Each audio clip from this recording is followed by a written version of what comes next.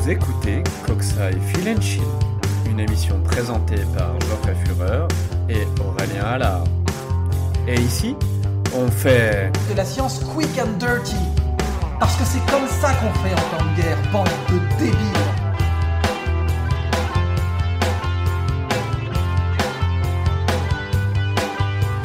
Bonjour et bonsoir, bienvenue à toutes et à tous. Je suis accompagné du sémillant, de l'intelligent, que dis-je, de l'omniscient Aurélien Allard, avec qui je co-animerai les épisodes. Et je ne vais pas faire de longue introduction.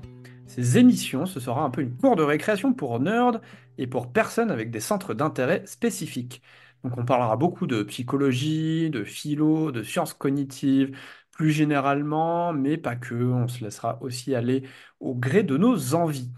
Donc on va d'abord commencer l'épisode avec juste un peu de papotage avec Aurélien. On va parler entre nous.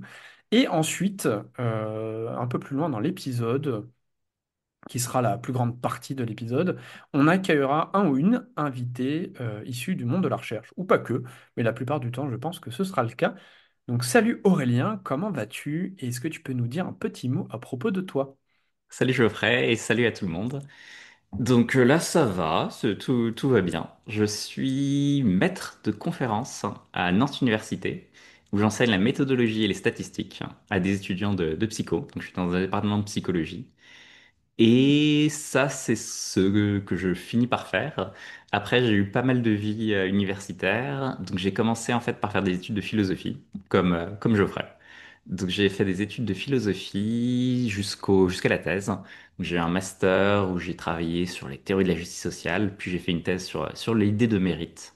Et pendant ma thèse, j'ai commencé à m'intéresser beaucoup à la psychologie. Donc j'ai fait énormément d'expériences de psychologie morale pendant ce temps ou de philosophie expérimentale. Donc j'ai interrogé les gens sur leurs intuitions par rapport à la justice. Et pendant ce temps-là, je me suis aussi intéressé aux questions de réplicabilité, donc au fait que quand on refait une expérience en psychologie ou dans d'autres domaines, on obtient des résultats souvent assez différents. Il y a une un épisode prépassé de la chaîne avant que je sois co-animateur qui parle où je parle de ça. Oui, c'est Et vrai du ça. coup, je me suis vraiment énormément intéressé à ça. J'ai fait pas mal de post-doc ensuite, donc les post-docs, des CDD de recherche après ma thèse pour travailler sur ces questions de méthodologie. Et finalement, bah, j'aboutis à Nantes pour enseigner la méthodologie, les statistiques. Et c'est un peu le résumé de mon parcours. Ça va dans tous les sens. Je pense que le podcast en général ira dans tous les sens en fonction de nos envies, en fonction de la philosophie, de la psycho ou des statistiques ou d'autres domaines. Donc c'est notre personnalité. C'est vrai que c'est assez représentatif, hein, finalement. Oui, je Ouais. pense globalement. Geoffrey, Ouais. est-ce que tu veux te présenter? Qu'est-ce qui te tente? Eh ben allez, vas-y, c'est parti. Je vais deux, trois mots sur moi. Donc, je suis Geoffrey Fureur. Je me qualifie de chercheur en psychologie et en philosophie. Mais moi, j'aime bien me donner le titre de psychosophe. Je suis actuellement en postdoc en Finlande, dans le cadre d'un projet européen de 3 ans où j'étudie l'impact de certaines variables, comme la présence ou non de lieux de sociabilité et plus généralement l'absence de connexion, de confiance ou de sécurité au sein de l'environnement urbain et l'impact que ça peut avoir sur la qualité de vie. Et donc, dans ce projet, j'analyse en détail différentes dimensions psychologiques, comme la satisfaction, les besoins psychologiques fondamentaux, ou encore la perception de sens dans la vie. Et donc, tout ce qui touche au bien-être, la vie bonne, la quête de sens, ça fait partie de mes centres d'intérêt et de mon champ d'expertise.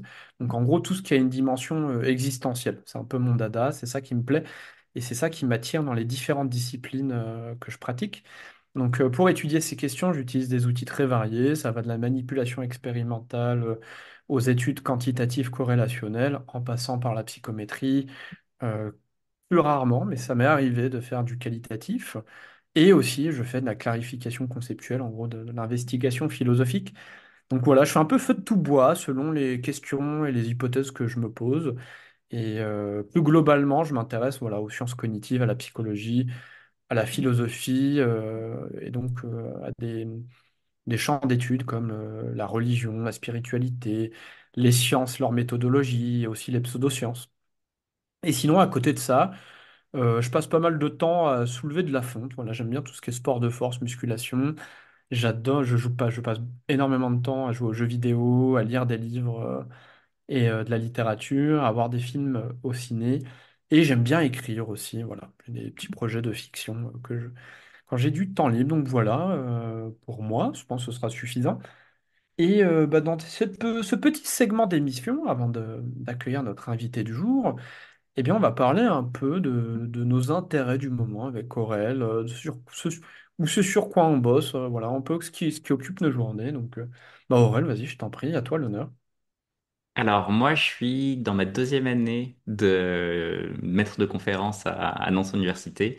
Donc ça reste encore énormément mon quotidien de l'organisation de cours pour avoir une bonne base pour les années à venir. Donc j'enseigne les statistiques, ce qui fait que ça fait de la préparation de cours.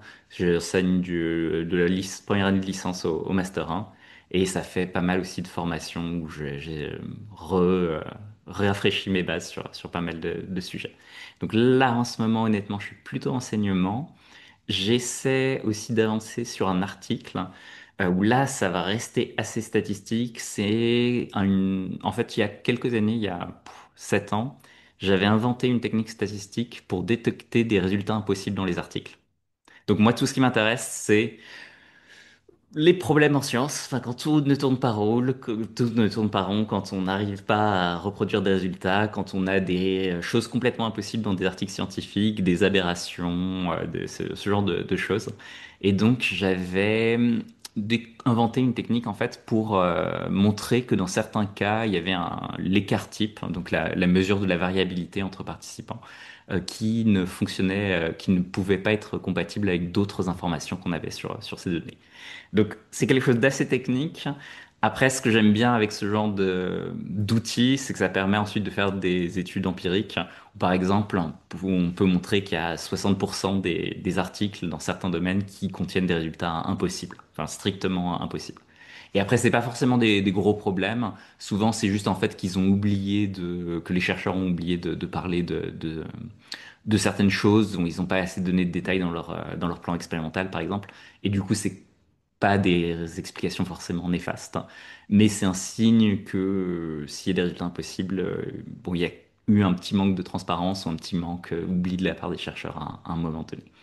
Donc voilà, donc je poursuis donc ça c'est une collaboration avec des chercheurs de Berne, de Londres et je pense que le quatrième est en Allemagne, où on écrit l'article technique pour valider la technique statistique enfin, que j'ai inventée et du coup qui a été mis en place en fait dans des logiciels, différents logiciels sur le langage de programmation R. Et c'est avec les programmeurs que j'écris l'article.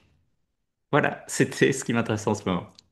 Moi, j'ai une petite question qui me est venue à l'esprit pendant que tu disais ça. Enfin, voilà, pour les auditeurs, avec Aurel, on se connaît bien, donc c'est un projet dont j'étais déjà au courant, mais je m'étais pas posé la question, parce que comme on parlait souvent de psychologie, je sais que c'est une méthodologie que tu es en train de développer qui peut être appliquée à ce champ. Mais est-ce que ça peut être appliqué à d'autres champs disciplinaires, je sais pas moi, la biologie, ou est-ce que c'est vraiment assez universel à ce point, ou ça peut s'appliquer qu'à certains champs d'études? Oui, oui, complètement. La technique que j'ai inventée, en fait, c'est basé sur le report de statistiques descriptives, donc la moyenne et l'écart type dans les cas où on a des nombres entiers. Donc, pour donner un exemple très simple, hein, c'est que si vous avez deux participants qui ont donné une réponse entre 1 et 5, mettons, eh bien, la moyenne de ces deux participants, ça va être ou bien 1, ou bien 1,5, ou bien 2, ou bien 2,5. Mais c'est pas possible que la moyenne ou bien 3, etc. Mais c'est pas possible que la moyenne des réponses soit de 3,1, par exemple. Parce que là, Mhm. avec deux participants, on peut pas avoir une moyenne de 3,1. Et donc ça, j'ai développé la technique qui étend ça aux écarts types. Mais donc, ça marche complètement en biologie, où par exemple, en biologie, si on dit qu'il y a eu 30% ou 33% des animaux qui ont montré tel comportement, et bien en fait, un pourcentage, c'est aussi une sorte de moyenne qui implique dans ce cas-là, il y aura pas, l'écart type est automatiquement calculé, donc ça ne marche pas. Mais en tout cas, pour savoir si 33% c'est quelque chose qui est possible avec deux animaux, dans ce cas-là, ce serait pas possible parce que les seuls pourcentages possibles seraient 0%, 50% ou 100%. Donc, effectivement, ça demande vraiment de voir le champ pour voir si ça peut marcher, mais effectivement, ma technique peut s'appliquer à d'autres domaines. C'est fascinant. Est-ce que tu penses que tu vas être à l'origine d'une nouvelle crise de la réplicabilité? Non, cette technique, ça fait des années qu'elle existe dans des logiciels. D'accord, Bon, c'est un petit complément pour montrer qu'il y a des problèmes. d'accord. Je tiens à préciser, aujourd'hui, du coup, ça a été un aspect très nerd et stats. Je fais aussi de la philosophie des sciences. Je continue d'adorer la philosophie et j'espère pouvoir en parler un peu plus dans Mais d'autres podcasts. j'espère bien qu'on en parlera. Ouais, complètement. Et toi, Geoffrey, du coup, qu'est-ce qui te parle en ce moment? Qu'est-ce qui t'intéresse? Bah alors moi, j'ai pas envie de parler de ce sur quoi je travaille exactement en ce moment. Je vais plutôt parler de l'aboutissement de travail des dernières années dont j'ai récolté les fruits dernièrement. Et j'ai envie de parler de mon projet sur la croyance au sens de la vie. Et donc, c'est un projet qui me tient tout particulièrement à cœur et dont l'article vient d'être publié il y a même pas une semaine, ou ça va faire une semaine peut-être, dans un journal qui s'appelle Personality and Individual Differences. Et il me tient à cœur parce que c'est via ce projet que je me suis retrouvé en Finlande. Et donc, pour la petite histoire, moi, je travaillais dans ma thèse sur l'expérience psychologique d'avoir du sens à sa vie, donc de trouver une certaine direction, un certain but, et d'avoir le sentiment d'avoir une certaine importance, et de trouver une certaine cohérence, voire le sentiment de faire une contribution positive au monde. Et ça ressemble un peu, quand on entend le mot vaguement, à la grande question plutôt plus générale de est-ce que la vie elle-même, elle a un sens.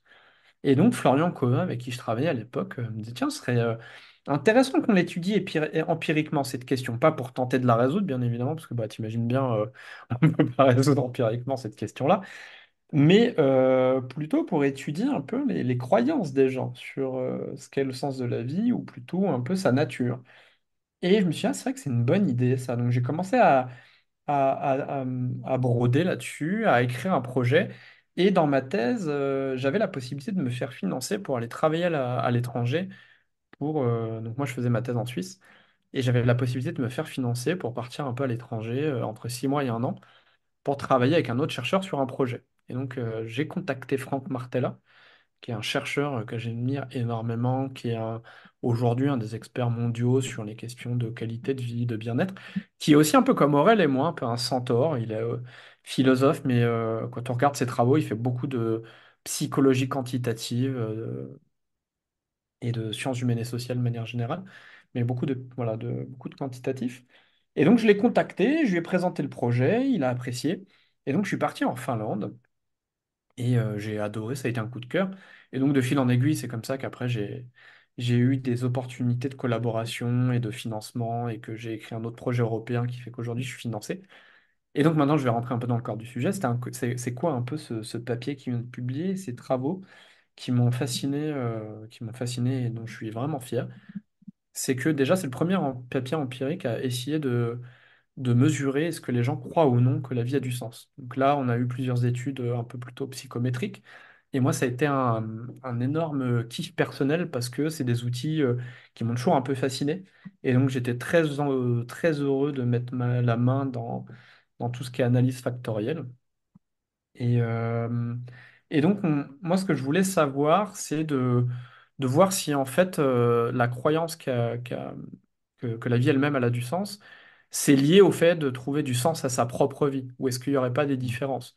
Et donc, moi, ce qu'on défend dans le papier avec Franck et Florian, c'est que c'est deux construits et deux concepts très différents, que l'un est davantage relié à des questions de métaphysique, de religiosité et de spiritualité, ce qu'on a effectivement montré en créant notre mesure et en faisant des différences en comparant différentes corrélations, on montre qu'effectivement la croyance que la vie elle-même elle a du sens, c'est quelque chose davantage lié à la religiosité, la spiritualité, que juste trouver que sa propre vie à soi a du sens, c'est l'expérience psychologique.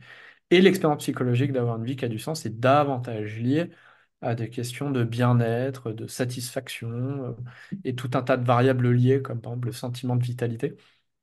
Donc on est devant deux entités très différentes. Donc ça veut dire qu'il y a Un boulevard, aujourd'hui, si on veut étudier la croyance au sens de la vie, bah, aujourd'hui, il y a une mesure et on peut étudier maintenant de manière plus empirique pour savoir quel est le rôle que ça joue dans la vie des gens, est-ce que c'est quelque chose d'important ou pas, est-ce que c'est quelque chose d'important dans la croyance religieuse ou dans la spiritualité ou pas. Et dans une dernière étude du papier, c'était assez marrant, on a fait de l'expérimental cette fois, et on a soumis des gens à différentes histoires qui mettaient en jeu un protagoniste dans un univers qui soit avait été fabriqué par des dieux, et donc il y avait un sens objectif, que la vie elle-même elle a du sens, ou alors ce personnage, ce protagoniste évoluait dans un univers qui était juste comme le nôtre, le pur produit des lois aveugles de la nature. Et ensuite, le protagoniste soit pouvait mener une vie où il contribue positivement à la société, il est prof, voilà, il fait quelque chose, il fait des choses bien. Ou alors, c'était un personnage, au contraire, plutôt centré sur lui, un peu plus égoïste. Et on voulait voir si les gens de nos populations, de l'échantillon qu'on étudiait, qui est censé être représentatif de la population en tout cas, allaient avoir l'intuition que même si le personnage évolue dans un monde qui n'a pas de sens, objectivement, c'est juste un amas de, voilà, on est un amas d'atomes, de molécules, tout ce que vous voulez, et ben ils auraient quand même l'intuition que sa vie, elle a du sens si, par exemple, il a une vie où il a une famille, où il est prof, il fait des choses. Et donc, bah, c'est ce qu'on a trouvé, effectivement. Les gens pouvaient dire, oui, bah, la vie, elle n'a pas de sens. Effectivement, elle est là, quoi. Mais pour autant, sa vie, à lui, a du sens. Donc, ça vient aussi remettre un peu l'accent sur l'importance que ça a d'avoir une vie qui a du sens et que les deux questions sont en fait deux questions très différentes qui doivent être traitées de manière différente. Et donc, aujourd'hui, cet article-là, qui est le fruit de la collaboration entre Franck et Florian et moi. Et ben aujourd'hui, voilà, il est publié, donc je suis extrêmement content. Et on vient récemment de le nominer pour un prix en psychologie d'une association internationale de chercheurs en psychologie existentielle. Donc voilà, on verra. S'il gagne pas de prix, c'est pas très grave. Mais ça me fait plaisir qu'il soit nominé. Ok, mais c'est trop bien. Enfin, franchement, ça donne très envie de lire l'article. Mais j'aurais deux questions. La première, c'est est-ce que dans ton échantillon, les gens pensaient que la vie avait un sens? Enfin, qu'est-ce que ça donnait par rapport à ça? Et deuxièmement, tu as dit que le fait de trouver que sa vie, sa propre vie à soi a un sens, et de trouver que la vie en général a un sens, c'est deux construits différents. Mais ils sont reliés quand même. Enfin, si personnellement, je pense que la vie a du sens, j'aurais quand même plus tendance à penser que ma propre vie a du sens, non? Enfin, vous n'avez pas trouvé une corrélation entre ces deux dimensions? Ouais, si, la corrélation, elle est énorme. Mais Ah, d'abord, mais quand même, quand même. Non, non, Je elle est l'attendais. énorme, elle est au-dessus de 0,6. Ah, bon, ça me Non, rassure. Je non. comprends que les deux soient Oui. distinguables et que, mais en fait, ça reste quand même Ouais, très ouais. lié, non? Ok, donc Alors, tu me déjà, rassures. la surprise qu'on a, et c'est ça que j'aime bien quand on fait de l'empirique, c'est que bah, on est surpris des résultats. Et moi, ça me dérange un peu quand j'ai exactement les résultats que j'attends. Et donc, j'étais surpris de voir qu'il y avait autant de gens, parfois même non religieux, qui pensaient, qui avaient la croyance que la vie elle-même a du sens. Et là, les items qu'on utilise pour mesurer ça, après analyse factorielle et tout ça, il n'en reste que 5. Mais globalement, c'est des questions oui, la vie en général suit une direction. Oui, même en considérant le cosmos dans son entier, la vie humaine a une certaine signifiance, un certain sens. Donc ce genre d'item vient capturer cette croyance. Donc déjà, j'étais très étonné de voir qu'autant de gens... Hmm. Moi, je m'attendais à ce qu'on soit en dessous, c'était de 1 à 7. Je m'attendais à ce qu'on soit en dessous de la médiane. Je pensais qu'on serait en dessous de 3,5. En fait, on est au-dessus. Donc déjà, Mhm. j'ai trouvé ça assez passionnant. Donc peut-être que ça joue un rôle plus important que juste qu'on peut imaginer de discussions de gens. Voilà, est-ce que toi, tu crois que la vie elle a un sens? C'est un peu la discussion métaphysique qu'on peut avoir comme ça, et puis après, on passe à autre chose. Par contre, ce qui est intéressant, c'est que c'est possible de trouver que la vie elle-même a du sens. Par exemple, parce que Dieu nous a créés pour une certaine raison, par exemple. Mais tu es dans un état d'un moment de ta vie où tu trouves qu'elle n'a pas de sens parce que c'est le chaos. Je sais pas, tu viens de vivre une séparation, tu viens de vivre un deuil, tu viens de perdre ton emploi. Je prends des exemples classiques de choses qui viennent casser le sens de la vie dans la vie des gens, sur d'autres études que j'ai faites qu'on a montrées. Et là, en fait, c'est là où on voit que les deux sont un peu différentes. Mais par contre, en fait, le lien exact entre les deux, il n'est pas encore, je dirais. Claire. Alors, je vais pas me lancer dedans. J'ai une théorie. Mais peut-être pour un autre épisode. Ok, un prochain épisode, ça, on l'attend quand même. Ouais. Ce sera bien. Et bah du coup, bah, je te propose qu'on passe à notre deuxième segment d'émission et qu'on passe à notre invité. Qu'est-ce que t'en dis? C'est parfait parce que ça va être vraiment du lourd. C'est avec Benoît de Ah ouais, ouais, Courson. ouais. Et ça va être Ah ouais, on te incroyable. promet. Il y a une particule dans son nom, donc Hmm. ce sera du lourd. Bon, bah les transitions, et on se retrouve pour le deuxième segment.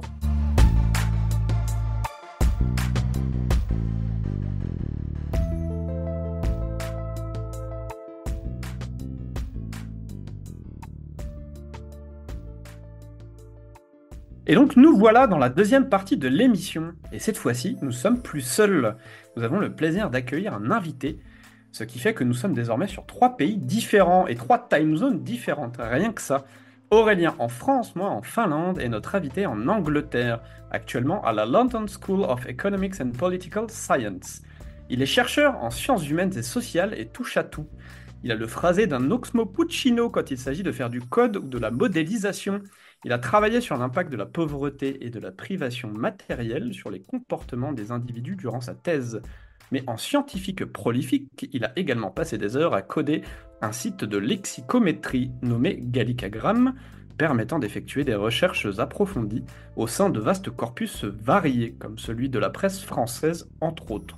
Son nom est à particules, mais son cœur appartient à la street. Comme Al Capote, il envoie du sale, mais ce n'est pas le même Python qu'il manie. Avec son gros code, il a constitué un corpus de plus de 37 000 textes de rap français, accompagnés de leurs métadonnées, afin de pouvoir en faire des analyses quantitatives. Il influence Paname et Paname influence le monde. Il est à mes yeux le Made in des SHS, c'est Benoît de Courson. Donc, bah, bienvenue à toi, Benoît. Et Merci. avant de commencer, comme je te l'avais dit, en fait, j'ai une petite surprise pour toi et Aurélien. Avant de commencer les Tu questions. m'avais dit qu'il y avait une surprise, c'est ça? C'est vrai?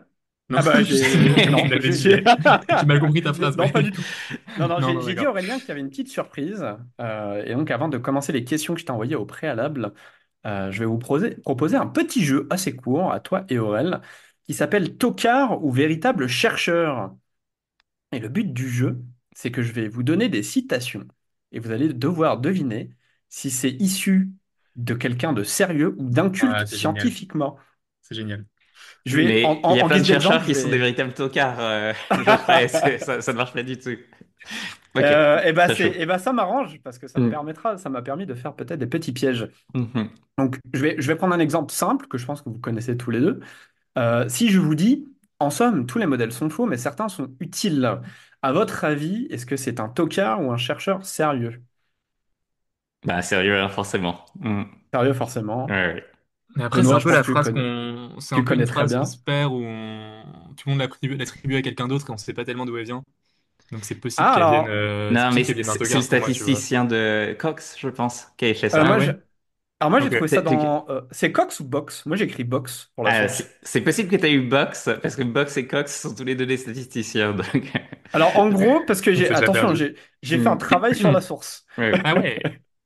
J'ai retrouvé cette citation dans un manuel de stats qui s'appelle Empirical Model Building and Response Surfaces. Et la citation en entière, c'est apparemment le fait que le polynôme soit une approximation ne diminue pas nécessairement son utilité, car tous les modèles sont des approximations. En somme, tous les modèles sont faux, mais certains sont utiles. Ok. Apparemment, ce serait ça la citation entière. Ok. Mais si ça parle de polynôme, c'est que c'est sérieux, t'inquiète. Ah bah oui, C'est bah clair. moi j'ai vu C'est un écrit signe polynôme. infaillible. Moi, je suis un homme simple, J'ai vu. hein. Ouais. J'ai vu écrit polynôme, je me suis dit, Mm. ouais, bah, c'est sûr, ça c'est Ouais. un. Ce box, c'est un Ok. chercheur très Ça, c'est sérieux. l'exemple. Mm. Voilà, ça c'est l'exemple. Ouais, je galère avec ma Allez, chaise. prochaine citation.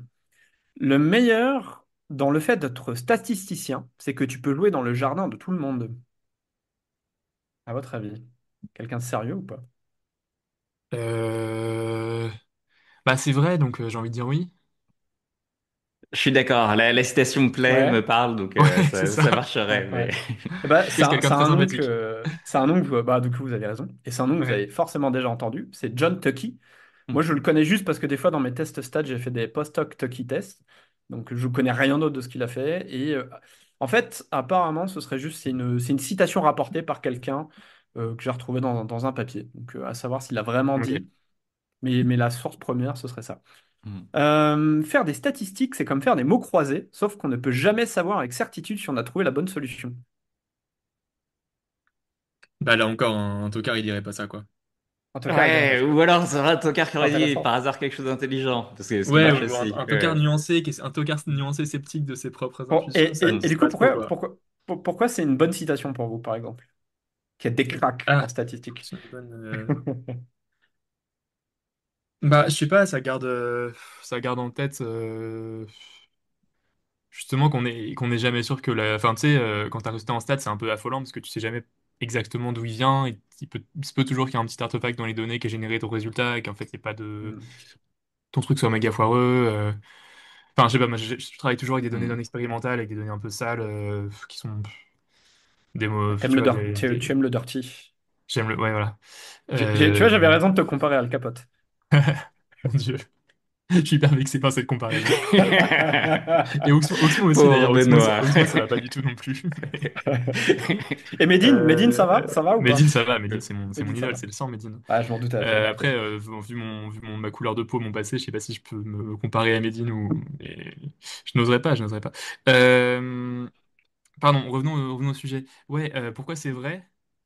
Bah ouais, moi j'ai vraiment ce sentiment à chaque fois que tu fais une analyse stat que en fait c'est possible qu'il y a un truc tout bête que t'as pas vu qui génère ton association ou l'effet que tu crois voir. Et contrairement aux maths où t'as un déroulé logique, ou tu vois la modélisation théorique où tu sais Hmm. exactement enfin tu peux comprendre vraiment ce qui se passe si tu passes suffisamment de temps. Stat, ouais, il y a toujours ce truc un peu impalpable et effrayant, ouais. Mais en fait, le truc, c'est que c'est à ce point effrayant que je me demande dans quelle mesure la comparaison avec les mots croisés a du sens. Parce que c'est vrai que les mots Oui. croisés, ce serait une sacrée coup de bol si jamais tous tes croisements te donnent les bons résultats, enfin des résultats cohérents par hasard. Alors qu'en stats, il y a tellement de manières d'avoir l'impression que tout marche, qu'on a l'impression d'avoir Ouais. une bonne réponse, et qu'en fait, et ben en fait, t'as fait n'importe quoi parce que il y a un biais que t'as pas pris en compte où tes données sont en réalité sales ou des choses comme ça. Hmm. Mais bon, c'est pour ça que c'est bien qu'il y ait les deuxièmes parties plus nuancées, mais c'est vrai que ça l'aspect mot croisé, ça correspond à l'aspect un peu hein, détective, intellectuel, logique, déduction, etc. Mais c'est vrai que c'est tellement plus bordélique que ça, quoi.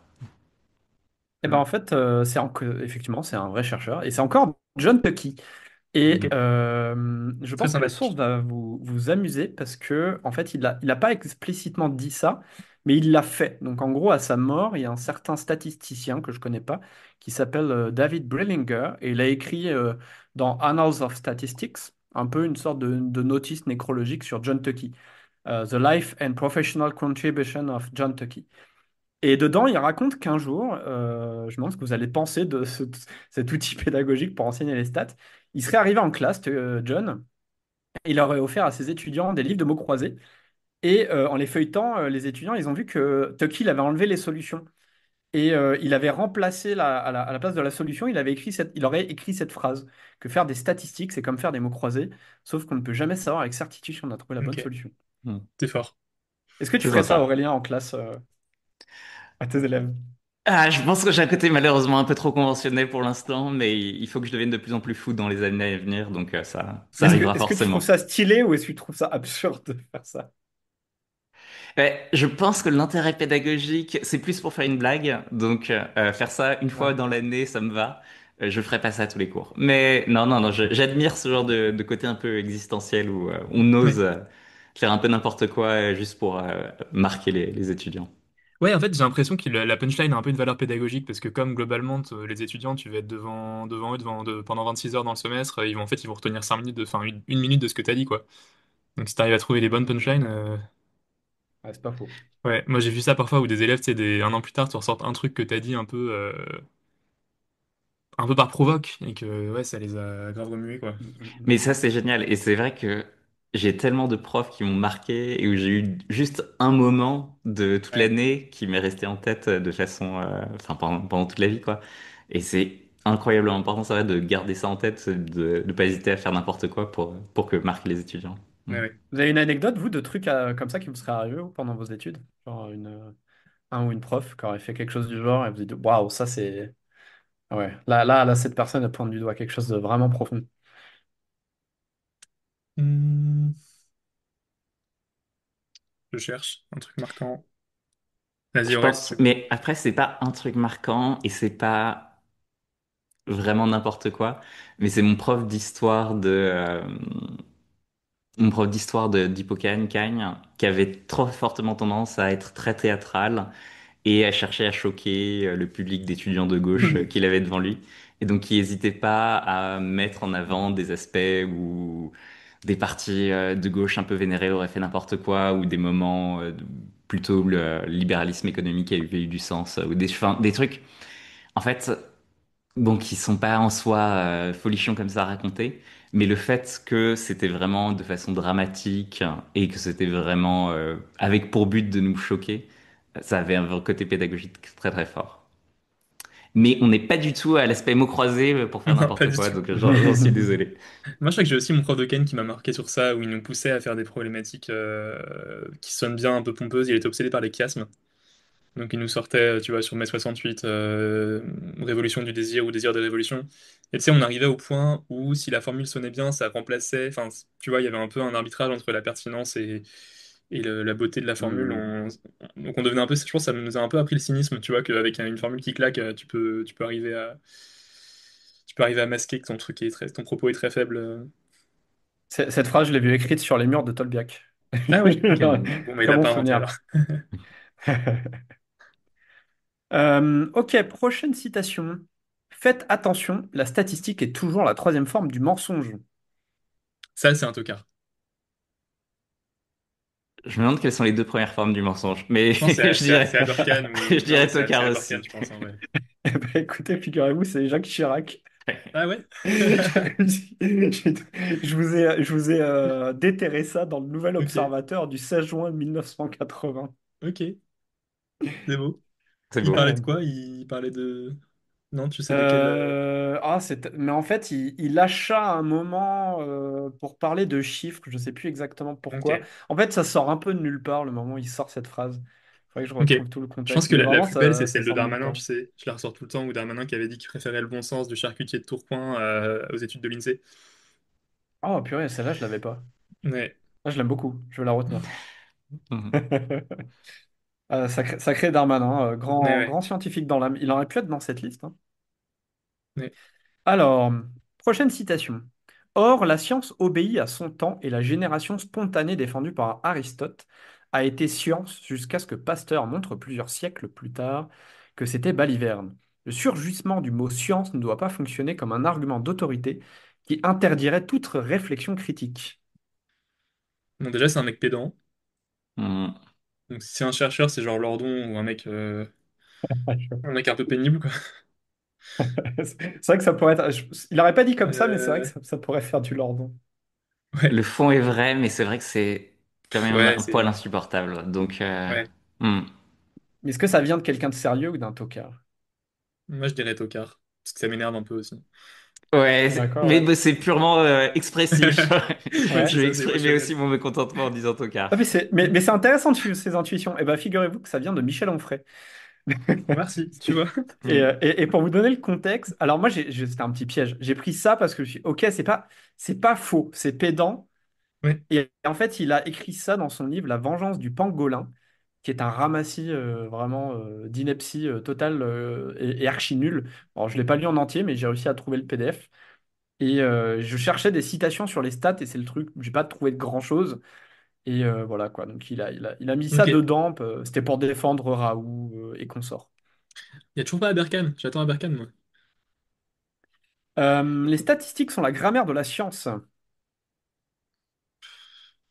C'est vague et c'est pas très vrai, non? Tu penses? Non, je pense pas que ce soit si faux que ça, dans le sens où ça doit faire une certaine structure pour présenter des propos qui sont au moins plus plausibles. Je crois qu'il y a une Ouais, certaine mais forme justement, de tu vois, correction. la grammaire, c'est un truc cohérent, un peu, tu vois, une structure latente, mais claire. Hmm. Tu vois, genre la phrase de Galilée sur le monde est écrit en équation, donc ça, là, tu peux y voir une grammaire, mais est-ce que là, j'ai l'impression que, enfin, du coup, dans ma pratique des stats, c'est plutôt un espèce de d'art à l'arrache, de bricolo. J'appellerais pas ça une grammaire. Hmm. C'est Non, celui de la intéressant ce que grammaire au tu sens dis. Et truc commun aux sciences sociales, aux sciences biologiques, à la médecine. C'est ça non, que ça veut dire c'est par. vraiment hyper intéressant. Je pense que ça devrait être la grammaire, mais qu'effectivement, on prête pas Ouais. du tout. Enfin, en théorie, il y a une bonne grammaire qui devrait exister pour le Bah, langage je scientifique. sais pas, tu vois. Ah, quand même. Au S'il y a moins un ça a l'air. certain fond de probabilité de théorie des Oui, probabilités d'accord, mais qui là, tu reviens s'applique à à des tout. maths fonda, tu vois. Oui. Ouais, donc moi, je dirais. Bah, je sais pas, je dirais tocard, mais. Là, on est dans une série de tocards, donc ça me va aussi. Red Ouais, ouais, Tocard. t'aurais pu mélanger un peu quand même. Ah, c'est la première mauvaise réponse. Ah Eh ben non, non! ça vient de Pearson, Ah oui. celui qui a donné Ah son ouais, nom ouais, ok. à certains types Hmm. de corrélations, et Ok, en fait, son livre s'appelle Grammar of Science, tout simplement. ok. Ouais, humblement. Il était facho, lui, ou Voilà. pas? Ou c'est le seul père des Oh, stats c'est une bonne question, ça. Je Bonne suis à question. peu près tu sûr vois, qu'il était facho, mais ouais, bon, comme Galton et après, faut Fischer. voir. Comme beaucoup de. Ouais, ouais. Ouais, Fischer, c'est un des pires, je crois. ouais, c'est chaud. Ouais. Ouais. Mais c'est les... Mince. C'est... Ok, il y a des pères des stats qui sont pas du tout fachos. Gombel, celui qui a fait créer les statistiques extrêmes, lui Ok. c'était un anti-nazi qui a dû s'enfuir après. Donc il y avait quand même des gens bien Bon, bah, lui. dans le Ok. rabassis. Mm. Mais tu vois, je me renseignerai pour voir s'il était facho. Je suis intrigué maintenant. Ouais. Et pour la petite anecdote, j'ai essayé de vous trouver du Fischer, justement. Du coup, petit spoil, vous savez que maintenant, il n'y en aura pas. Mais en fait, quand il parle de stats, ce qu'il dit, c'est sérieux et solide. Quand il parle, par exemple, de génétique ou de trucs comme ça, bah là, il sort des dingueries. Mais ça aurait été trop facile, en fait, pour vous de deviner si c'est un tocard ou pas, parce que c'est beaucoup trop extrême. Et je me suis dit, à la rigueur, parce qu'il a aussi soutenu les industries du tabac. Euh, Ah oui, c'est vrai. ouais, il a un peu ce scandale-là aussi.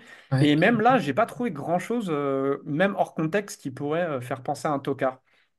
Mais voilà, Ok. peut-être qu'en Euh, creusant je- plus, il y a moyen de trouver. j'ai regardé en 2-2 et il était effectivement facho.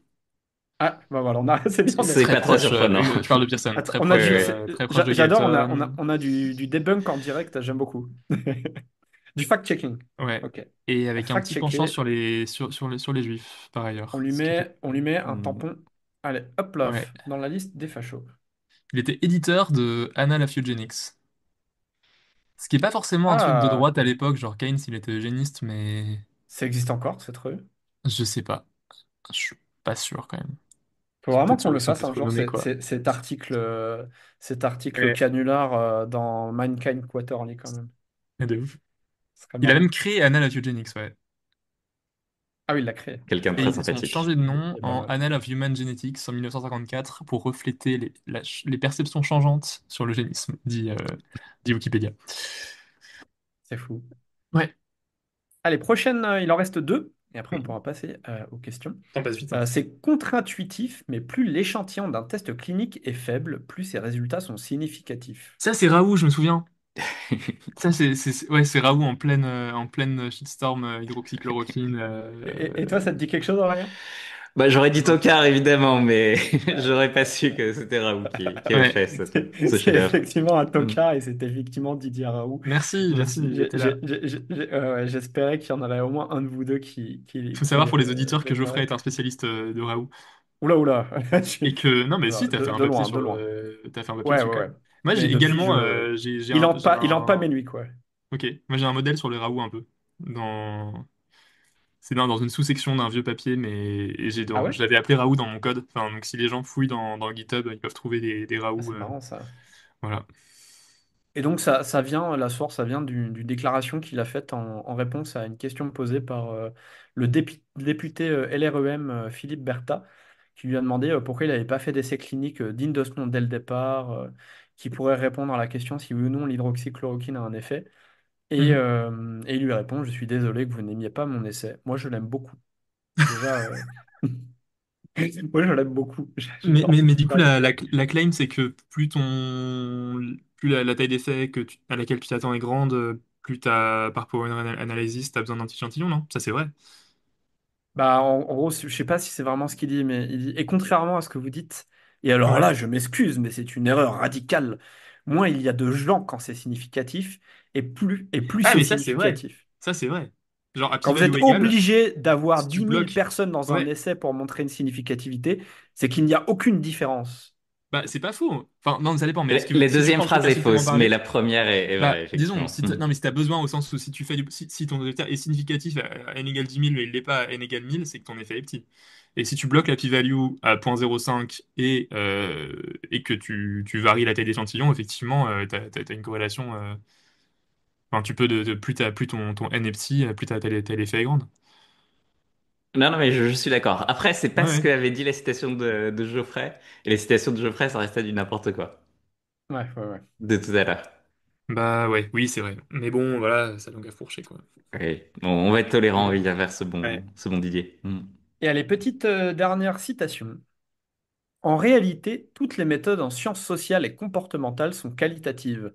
En effet, elles impliquent toutes des décisions sur ce qu'il faut demander, ce qu'il faut enregistrer, comment représenter et coder les données, et quelle est la typologie des résultats. Ouais, c'est marrant. Moi, ça me va Euh, bien.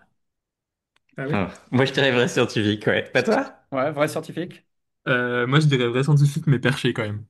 mais perché. Bien perché. C'est vrai? Ouais, ouais. Ou alors Genre là, passeron, quoi. Un mec, je suis heureux que tu dises ça, Benoît. un Parce- épistémologue, ouais. Ah, tu dis un épistémologue perché? Ouais, mais tu sais, passeron, je pense, un mec qui fait de la socio dans les années 80. Pardon, vas-y, je t'écoute. Je pense que tu vas Le grand adorer Guigui. la réponse. C'est Daniel Ouais. Nettle. Non, c'est vrai? Dans son Je dernier suis bouquin, là? tellement, je Incroyable. suis tellement Ok, ok. heureux que Il que faut tu savoir aies ça. que Mais vu que Daniel ça marche Nettle, pour un peu et tu te percher. figures tutélaire de Benoît, et on l'admire tous, je pense, là, bah tous les oui, oui, trois. c'est sûr. Benoît a bossé avec lui, Aurélien a failli bosser avec lui, et moi j'ai presque failli bosser avec lui. Ouais. Mais Mais il beaucoup faut plus savoir, presque que Aurélien. il faut savoir que une des raisons pour lesquelles je l'aime tant, c'est qu'il a un goût pour la provoque. Pour le paradoxe, il est anglais en plus. Donc je le soupçonne d'avoir dit ça un peu pour faire chier le monde. Un peu. Je Il a, pense Il aime il a bien écrit que prendre le ça contre-pied. si tu dans... remplaçais Il aime qualitatif toujours par prendre le contre-pied, mais subjectif, ça marcherait bien. ça Enfin, Il marcherait a bien. écrit ça Mais tu dans vois, tu sens le Tyneside truc. Neighborhood. Ok. Ah ouais, ok. Bah, c'est ce bouquin qui était la source de ma thèse assez intégralement. Mais non, vraiment, je pense qu'il prend le contre-pied d'une vision, enfin tu vois, d'une opposition un peu stérile entre les deux. Mais Bref. je pense, je vais juste citer très brièvement ce qui raconte un peu avant, et en fait ça permet un peu d'éclairer cette partie-là, ou avant ou après, je sais plus. Donc en gros, il explique que si on accepte le postulat selon lequel il existe deux types de méthodes, qualitatives, quantitatives, eh ben, c'est facile de comprendre pourquoi on en vient à préférer les méthodes quantitatives lorsqu'on a formulé à l'avance des hypothèses précises à tester et les méthodes qualitatives lorsqu'on cherche à comprendre les expériences d'un groupe particulier de personnes de manière riche et ouverte. Cependant, cet argument repose sur un postulat erroné, celui que les méthodes qualitatives et quantitatives forment des classes mutuellement exclusives. Et là, il écrit ce que je vous ai dit. Ok. Et je suis d'accord que c'est assez provoquant. Il y a une partie de moi qui est un peu d'accord avec ça. Surtout que c'est un mec qui fait Et en exclusivement du même quanti, tu temps, vois, et qui, oui, enfin, c'est ça. Voilà. C'est quand qui même a quelqu'un qui commencé fait. au Nigeria en terrain, ça l'a saoulé, alors il est rentré, il a fait, il Ouais, a fait de la donnée sur des, enfin, c'est ça. Et c'est quand même quelqu'un qui est très hardcore là-dessus. Il fait vraiment du quanti archi sérieux, archi bien fait, ouais, de en plus, ouais, l'expérimental. Euh, mais ouais. ouais, oui. Mais il a pas tort dans le sens, c'est là où je trouve qu'il a pas tort, c'est que il y a une partie qualitative dans l'approche quantitative qu'on peut pas nier quand on récolte des données. C'est Mhm. que on réfléchit en fait quand même. Il y a une implication théorique et qualitative sur ce qu'on va demander, ce qu'on va faire, comment on code les données, etc. Mais comme dit Aurel, tu peux appeler Mais ça de la ouais, subjectivité, quoi. ouais. Et dans ce cas-là, c'est moins provoque, et le fait de l'appeler Kali, c'est pour se replacer dans cette espèce de guéguerre. Oui, c'est ça. Donc voilà, bah, j'espère que vous avez aimé ce petit jeu. Ouais, c'est trop bien. c'était très On va faire chouette. ça pendant des heures. Donc ouais, bah ouais, pareil. Bah, peut-être peut-être un futur épisode, on pourra faire un Ouais. épisode où on fait que des petits jeux. Moi, j'aime bien faire des petits jeux. Et qu'est-ce que je voulais dire? Bah donc du coup, désolé, il n'y a pas Aberkan, mais si ça peut te Il consoler, n'y a pas Benoît, Berkane, ouais. il y a Aberkan, tu l'as pas encore écouté dans le générique de l'émission. Ah, trop bien. Voilà. Incroyable. J'espère que ça te Ok. console un peu. Ouais, ouais, ça me console. Et bah du coup, Aurélien, on peut passer à la suite. Qu'est-ce que t'en penses? Bah, c'est parti. Donc, du coup, Benoît, qu'est-ce que tu peux nous dire sur ta recherche actuelle? Qu'est-ce que tu as découvert d'intéressant ou qui t'a intéressé ces derniers temps? Oui, oui, oui, oui. Alors j'ai pas préparé, mais j'ai des trucs, j'ai des pistes, mais j'en ai plusieurs, donc je peux vous laisser choisir Suis, aussi. suis Non, Je ton, non, vous les mais évoquer en 2 secondes et on suis a pas suis, ton. rebondi l'un des deux. suis ton T'es flow. choqué? Hmm. Pardon, je suis mon flow? Ok. Alors ma recherche actuelle principale, celle de mon postdoc ici, dans ce magnifique bureau de la LSI. Voilà, parce que c'est la lumière naturelle que j'ai. Attendez, c'est un peu chaud. Donc on travaille sur on essaie d'éviter les anglicismes ou pas? Non, si t'en fais trop, Ça va? on Ouais, te ok. tapera gentiment sur les doigts. Ok. Donc on travaille sur le reputational concern, donc le souci pour ta réputation, quoi, à quel point t'aimerais bien avoir meilleure réputation si c'était possible, quoi. Et surtout sur son lien avec ta position sociale. Et l'idée de départ ma directrice de postdoc, Elinor Power, est assez brillante. C'est que donc dans notre champ à tous les trois, je pense, en psychologie souvent. On s'intéresse à la réputation dans la mesure où elle révèle quelque chose sur toi d'intrinsèque, où voilà, il y a des gens plus ou moins gentils, et par leurs actions, on arrive à savoir un peu qui est plus ou moins gentil, et du coup, les gentils arrivent à coopérer avec les gentils, et à la fin, du coup, les gentils sont récompensés d'être gentils. Je caricature à peine. Et elle, justement, s'intéresse au fait que dans l'évaluation qu'on fait des autres, il y a des gros biais. D'une part, des biais de genre, de race, etc. Et aussi juste une sorte de stagnation des hiérarchies sociales où ça, c'est un thème qui est beaucoup étudié en sociaux et j'ai complètement découvert sa littérature que je connaissais pas, notamment le papier de Gould de 2002 dans l'American Journal of Sociology, qui est peut-être le meilleur papier que j'ai jamais lu, qui étudie la persistance, enfin, qui étudie simplement le fait que si jamais tu prends en compte, lorsque tu t'intéresses à quelqu'un dans ta décision de te lier à lui, tu vas toujours un peu prendre en compte lui où il en est dans la société, quoi. Bon, ça, je pense qu'on l'a tous vécu dans la cour de récré. Personne n'a envie de s'associer aux tocards. Pardon, aux gens qu'on appelait les bolos. Pardon, Tocard, je vais ça essayer marche de. aussi. Non, mais je pense que bolos, il y a un terme C'est qui est un peu bolos. moralement neutre, tu vois. Un bolos, Ouais, j'aime bien, les j'aime bien gens ce pas terme parce que cool, c'est quoi. pas, Ouais. c'est pas Ouais. essentialisant. T'es bolos, c'est une Les- situation, quoi, tu vois. T'as pas de capital social, mais ouais, t'es dans la situation de bolos.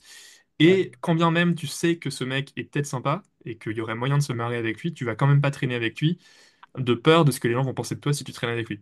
Et ça produit une sorte de persistance des relations sociales.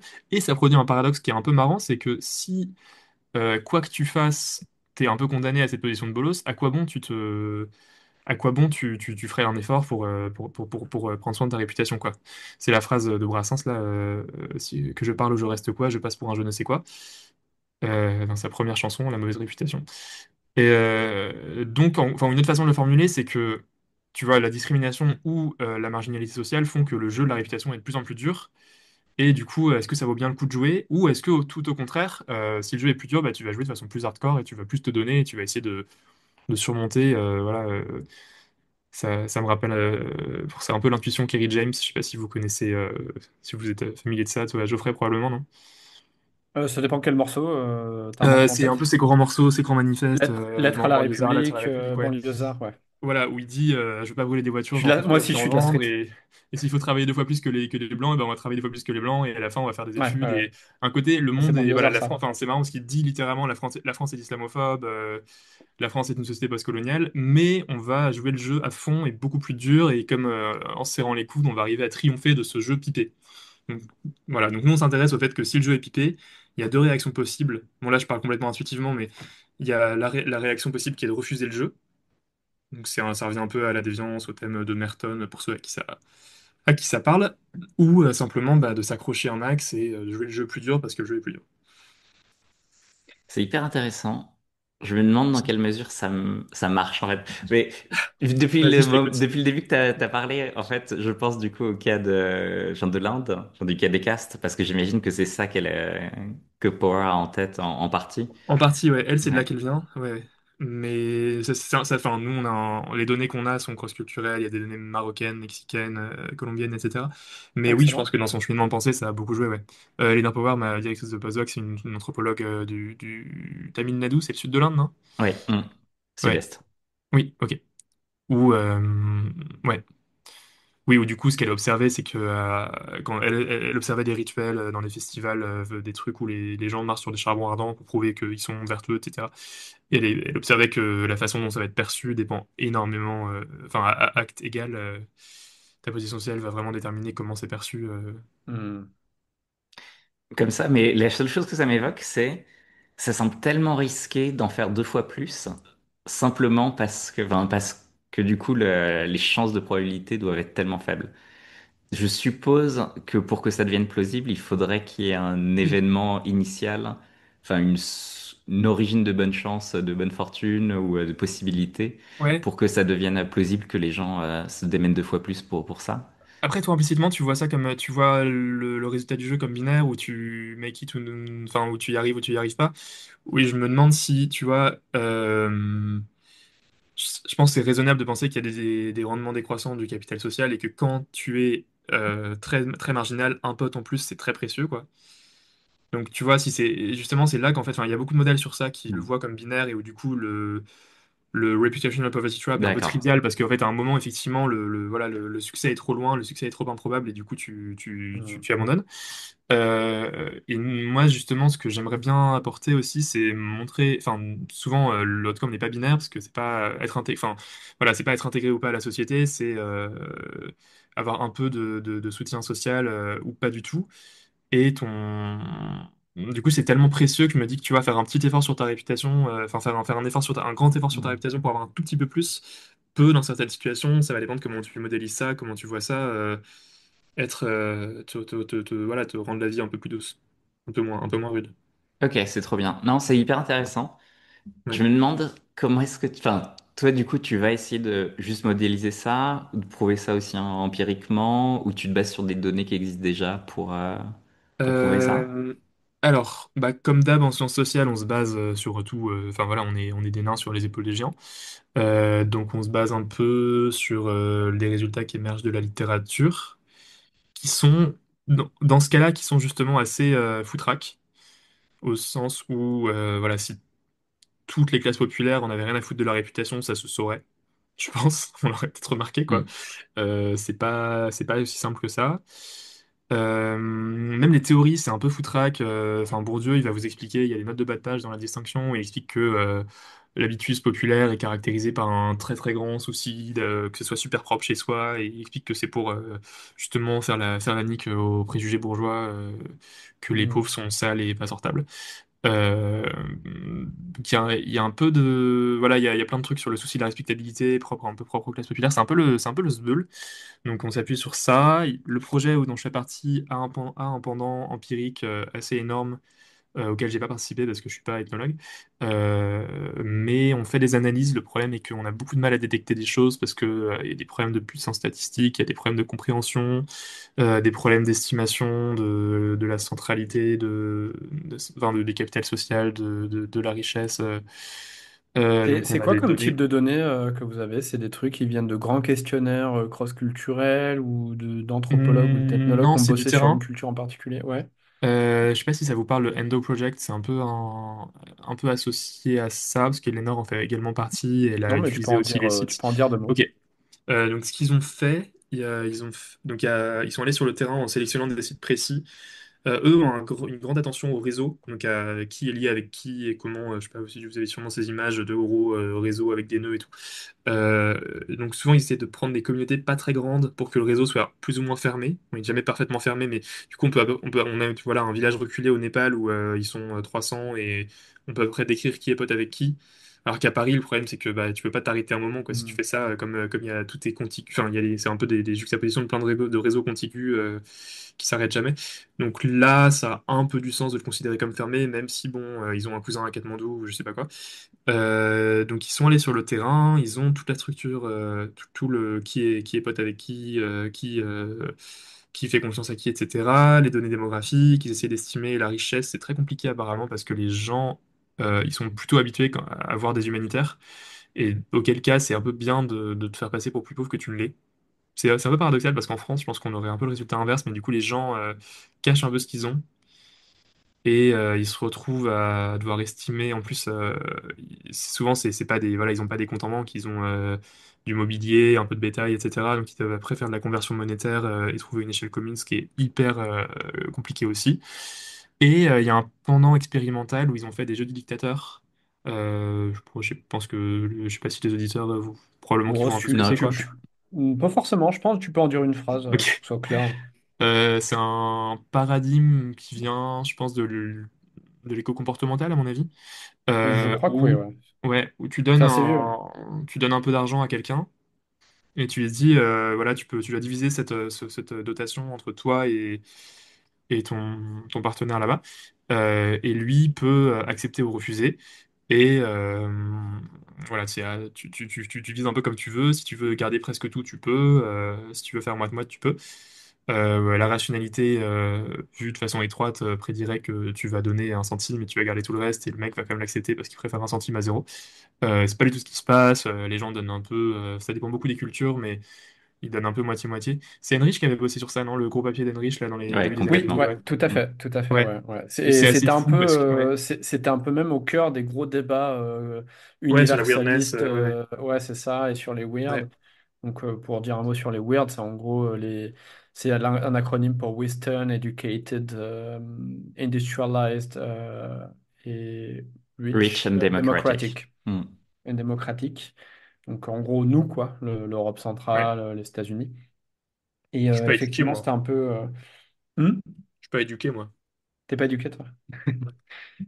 Mais Aurélien, c'est parce qu'il y a Aurélien avec nous, c'est pour ça. Hmm. On a tous les deux l'impression de ne pas être éduqués. Ouais, Et c'est moi, et possible. moi, et N'importe moi, et quoi. moi, et Hmm. moi, et moi encore plus à vos côtés. Mais Oh. moi, je suis en bac -3. Mais N'importe ouais, quoi. c'était vraiment au cœur des gros débats de oui, bah regardez, c'est la preuve que en fait, la culture vraiment vient complètement modifier nos comportements parce que les résultats empiriques de ces jeux du dictateur montrent que ça varie énormément d'une culture à une autre. Et en fait, quand tu Hmm. regardes dans le détail, Aurélien pourra confirmer ou pas, parce que je suis qu'à 80% sûr de moi, c'est que les différences sont pas si énormes que ça. Enfin, en tout cas, pas au point où tu pourrais te dire que, bon, ils ont des façons de penser complètement radicalement différentes, voire même, j'avais vu écrit, bah, je crois que c'est Nettle qui écrivait ça, c'est que les différences à l'intérieur même d'une société, par exemple la société française, entre individus vont être plus grandes que les sociétés entre cultures. Ça, je suis pas complètement sûr, hein, dans le sens où, par exemple, les Hadza, donc c'est un groupe de chasseurs-cueilleurs de Tanzanie, ils donnent très très très peu dans le jeu du dictateur, enfin ils gardent quasiment tout pour eux. Et l'anthropologue qui a fait passer les expériences, en fait, a dit globalement, en fait, ils donnent un tout petit peu, mais je pense qu'ils donnent un tout petit peu parce qu'ils n'ont pas compris les règles. Parce qu'ils pensent en Hmm. fait qu'on donne, ils donnent un tout petit peu parce que je vais les récompenser après pour le fait d'avoir donné un petit peu ou des trucs comme ça. Ah oui, Mais qu'une fois qu'il intéressant. explique que c'est anonyme, que personne n'en saura rien et que tu n'auras absolument rien en retour si tu donnes quelque chose, que les gens Ouais. se mettaient à donner absolument zéro systématiquement. Et donc, un zéro, enfin, en tout cas, l'anthropologue disait, bon, en fait, le vrai chiffre des dons chez les Hadza, c'est peut-être zéro. Et ça, c'est quand même très, très Hmm. différent de ce que tu obtiens Ah, c'est intéressant ça. dans les Ouais, pays Ouais. occidentaux. ouais, ouais, Donc, je pense quand complètement. Ouais. même que ça me montre que la culture, ça a un petit impact au moins pour ce genre de Est-ce trucs. que c'est Hmm. un cas de culture en situation de manque matériel ou au contraire c'est une société à peu près florissante avec une certaine abondance de ressources? Pardon, c'est à moi que tu poses la question, Aurélien? Aurélien, je sais, toi je sais, Oh. peut-être que tu sais aussi, Ouais, Benoît, je pardon. sais pas. Les Hadza, c'est des chasseurs-cueilleurs, donc c'est globalement pas très, très florissant. Ok, Oui, non, enfin, c'est quand même assez d'accord. pauvre. Ouais. Ouais. Je reconnecte un petit peu avec une de tes branches de recherche aussi, Benoît, c'est avec l'impact de la scarcity, enfin, du manque sur Ouais. les comportements. Et du coup, c'est pour ça que j'étais curieux de voir si c'était un cas de société qui avait beaucoup de ressources ou pas, et si ça avait un impact justement sur le fait qu'ils donnaient pas ou très peu. Je sais pas trop. J'ai pas vu de trucs cross-culturels qui regardent. Je pense que c'est très dur de comparer en termes de scarcity des small scale societies. Je Hmm. sais pas si c'est hyper pertinent. Parce que tu vois, si tu regardes ça en PIB par habitant, tu vas avoir quelque chose de pas très parlant, je pense. Puis tu sais, il y a toujours l'ambiguïté. Enfin, je sais pas, là je lisais Karl Polanyi. Pardon, on revient des sciences sociales beaucoup plus vieillottes. Ah mais vas-y, je t'en prie. C'est un, je sais pas, non, il est politiste, il est sociologue, je sais pas trop. Enfin, bon, c'est un mec qui écrivait des grands bouquins très ambitieux au début du XXe siècle. Il est très connu pour la grande transformation et où il expliquait que, en gros, enfin, c'est un peu du Durkheim sur les sociétés organiques et mécaniques, mais il expliquait un peu que en devenant capitaliste, les sociétés vont être beaucoup plus riches, mais c'est aussi là que la possibilité de crever de faim devient possible, enfin, ça devient réel, quoi, que Mm. lui considère que dans les sociétés hyper solidaires, et aussi où t'as pas, voilà, t'as pas ton emprunt à la banque, ton prêt étudiant qui tombe tous les mois, et si tu veux pas le payer, c'est chaud, et tu vas te faire virer de ton appart. Euh, Tu vois, est-ce que, enfin, je trouve que c'est très dur et forcément hyper pertinent de comparer entre elles et de comparer à nous, les Hadza, sur le manque matériel, quoi, je pense. Mais on pourrait pas, vraie question du coup, s'attendre que si une société est dans une situation de très pauvre en ressources, que du coup, il y ait moins potentiellement de solidarité quand on est dans un cas où, bah tiens, je te donne tant de ressources, tu as le droit de le partager ou pas.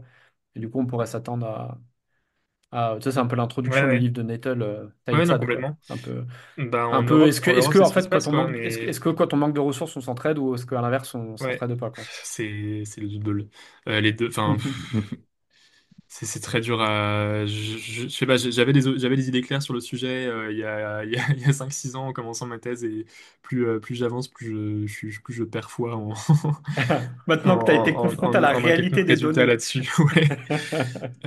Non, mais du coup, bah, Daniel Nettel explique très bien au début qu'il y a les deux, il y a un peu des arguments sur les deux, et que bah, l'idée, lui, il l'attribue à Kropotkin, des sociétés au fin fond de la Sibérie qui s'entraident, parce que si elles s'entraident pas, ils vont juste tous crever, quoi, parce que la vie est trop rude là-bas. Euh, il y a des bonnes raisons de le penser aussi. Là, en ce moment, je lis une ethnographie incroyable de Philippe Bourgois, je pense qu'on prononce comme ça, enfin, c'est qui est bourgois, mais je pense que c'est un gars que, voilà, ses arrière-grands-parents ont dû émigrer aux US, ou peu importe, qui travaille sur les héroïnomanes sous un pont à San Francisco, où du coup non seulement ils ont pas de thunes, mais en plus ils ont des besoins, ou au sens où avoir tes 10 balles ou pas, ça va faire la différence sur est-ce que tu vas pouvoir t'acheter ton gramme d'héroïne qui va t'éviter le syndrome de manque. Et donc les gars, enfin c'est pas, tu vas te faire virer enfin c'est pas un risque d'expulsion, c'est un risque d'être par terre à vomir enfin c'est une souffrance physique affreuse, quoi. Donc ils ont littéralement un couteau sous la gorge de se dire, ok, il me faut mes 10 balles, sinon je douille quelque chose que, voilà, que nous, on n'a pas vécu, quoi. Et c'est marrant parce que là aussi, tu vois qu'il y a des trahisons un peu partout, mais t'as des solidarités de fou, t'as une économie morale qui considère que si ton pote est en état de manque, c'est une obligation, ouais, morale de lui filer. Il y a toujours des petits trucs subtils sur le coton, parce que quand tu t'injectes, il y a le coton où il reste un peu d'héroïne, ou quelqu'un va te le filer, ou des gens qui coopèrent. Parce qu'il y en a qui sont forts pour trouver les veines, pour trouver, ou pour injecter dans l'œil quand ils trouvent plus la veine, etc. Enfin, ça devient un peu glauque, désolé, mais euh, ils voient des formes de solidarité assez énormes, et je pense qu'une explication toute simple, c'est que quand tu es dans la mer, la coopération peut aussi être tellement efficace. Là, je lisais un autre papier de Desmond, c'est Arnaud qui m'avait envoyé ça. Je sais pas si tu le connais, toi, Aurélien, qui s'appelle Disposable Ties, c'est dans le journal américain de sociologie. Non, je le connais pas. Euh, Où lui, enfin, justement, il trouve un peu les deux. Il trouve à la fois le fait que les relations sont très précaires pour les gens en l'huile. Du coup, il étudie des gens qui sont, ouais, plus ou moins SDF, quoi, ou sur le point de l'être, ou en risque de l'être. Et il voit des formes de coopération qui, en plus, sont hyper spontanées, où des gens se rencontrent au SAMU social, enfin l'équivalent du SAMU social aux États-Unis. Et voilà, 36 heures après, ils ont emménagé ensemble, ils partagent tout, etc. Et son explication, c'est que quand tu manques, enfin, comme ils n'ont pas les mêmes ressources, et il peut y avoir des complémentarités assez folles. Ouais, il y a un cas qu'il observe où il y a une dame qui a un appart mais rien dedans, il y a une dame qui a plus d'appart mais qui a sa télé et son micro-ondes. Ils se combinent, leur vie à deux est vachement plus douce, quoi. Mm. Mm. Ça me rappelle Donc un petit il y a peu une, pardon. ce dont tu parles. Il y a un excellent documentaire, une série de documentaires de Brut sur la colline du Crac. Ça m'a Ok. un peu rappelé ça. Je ne sais pas si vous l'avez déjà vu. Où on voit la colline du Crac, c'était situé en périphérie urbaine de Paris.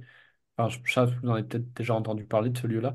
Je me Mhm. demande si ça n'a pas été démantelé depuis, mais en gros, c'était des gens accros au crack qui, par un concours de circonstances, ont un peu été amenés à planter leurs tentes les uns à côté des autres. Je crois que c'était juste à côté du périph', donc vraiment nul en termes de qualité de vie, que ce soit l'air, que ce soit le bruit, Mhm. etc. Mais ils avaient retrouvé une sorte de refuge et on pouvait y trouver des formes de solidarité aussi assez étonnantes Ouais, c'est clair. entre personnes, justement.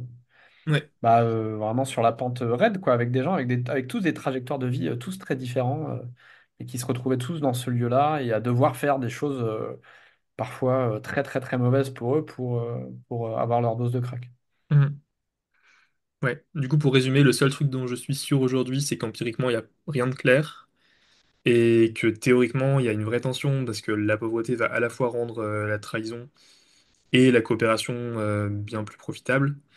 Donc tu peux avoir des choses, je sais pas, il y a des, enfin, j'ai l'impression que juste tu raise the stake, quoi, t'augmentes les enjeux, quoi, et que c'est des Mm, trucs, donc ça devient des situations très sensibles ou des petites différences. Enfin, bah, notre collègue Arnaud va s'intéresse aussi à ça.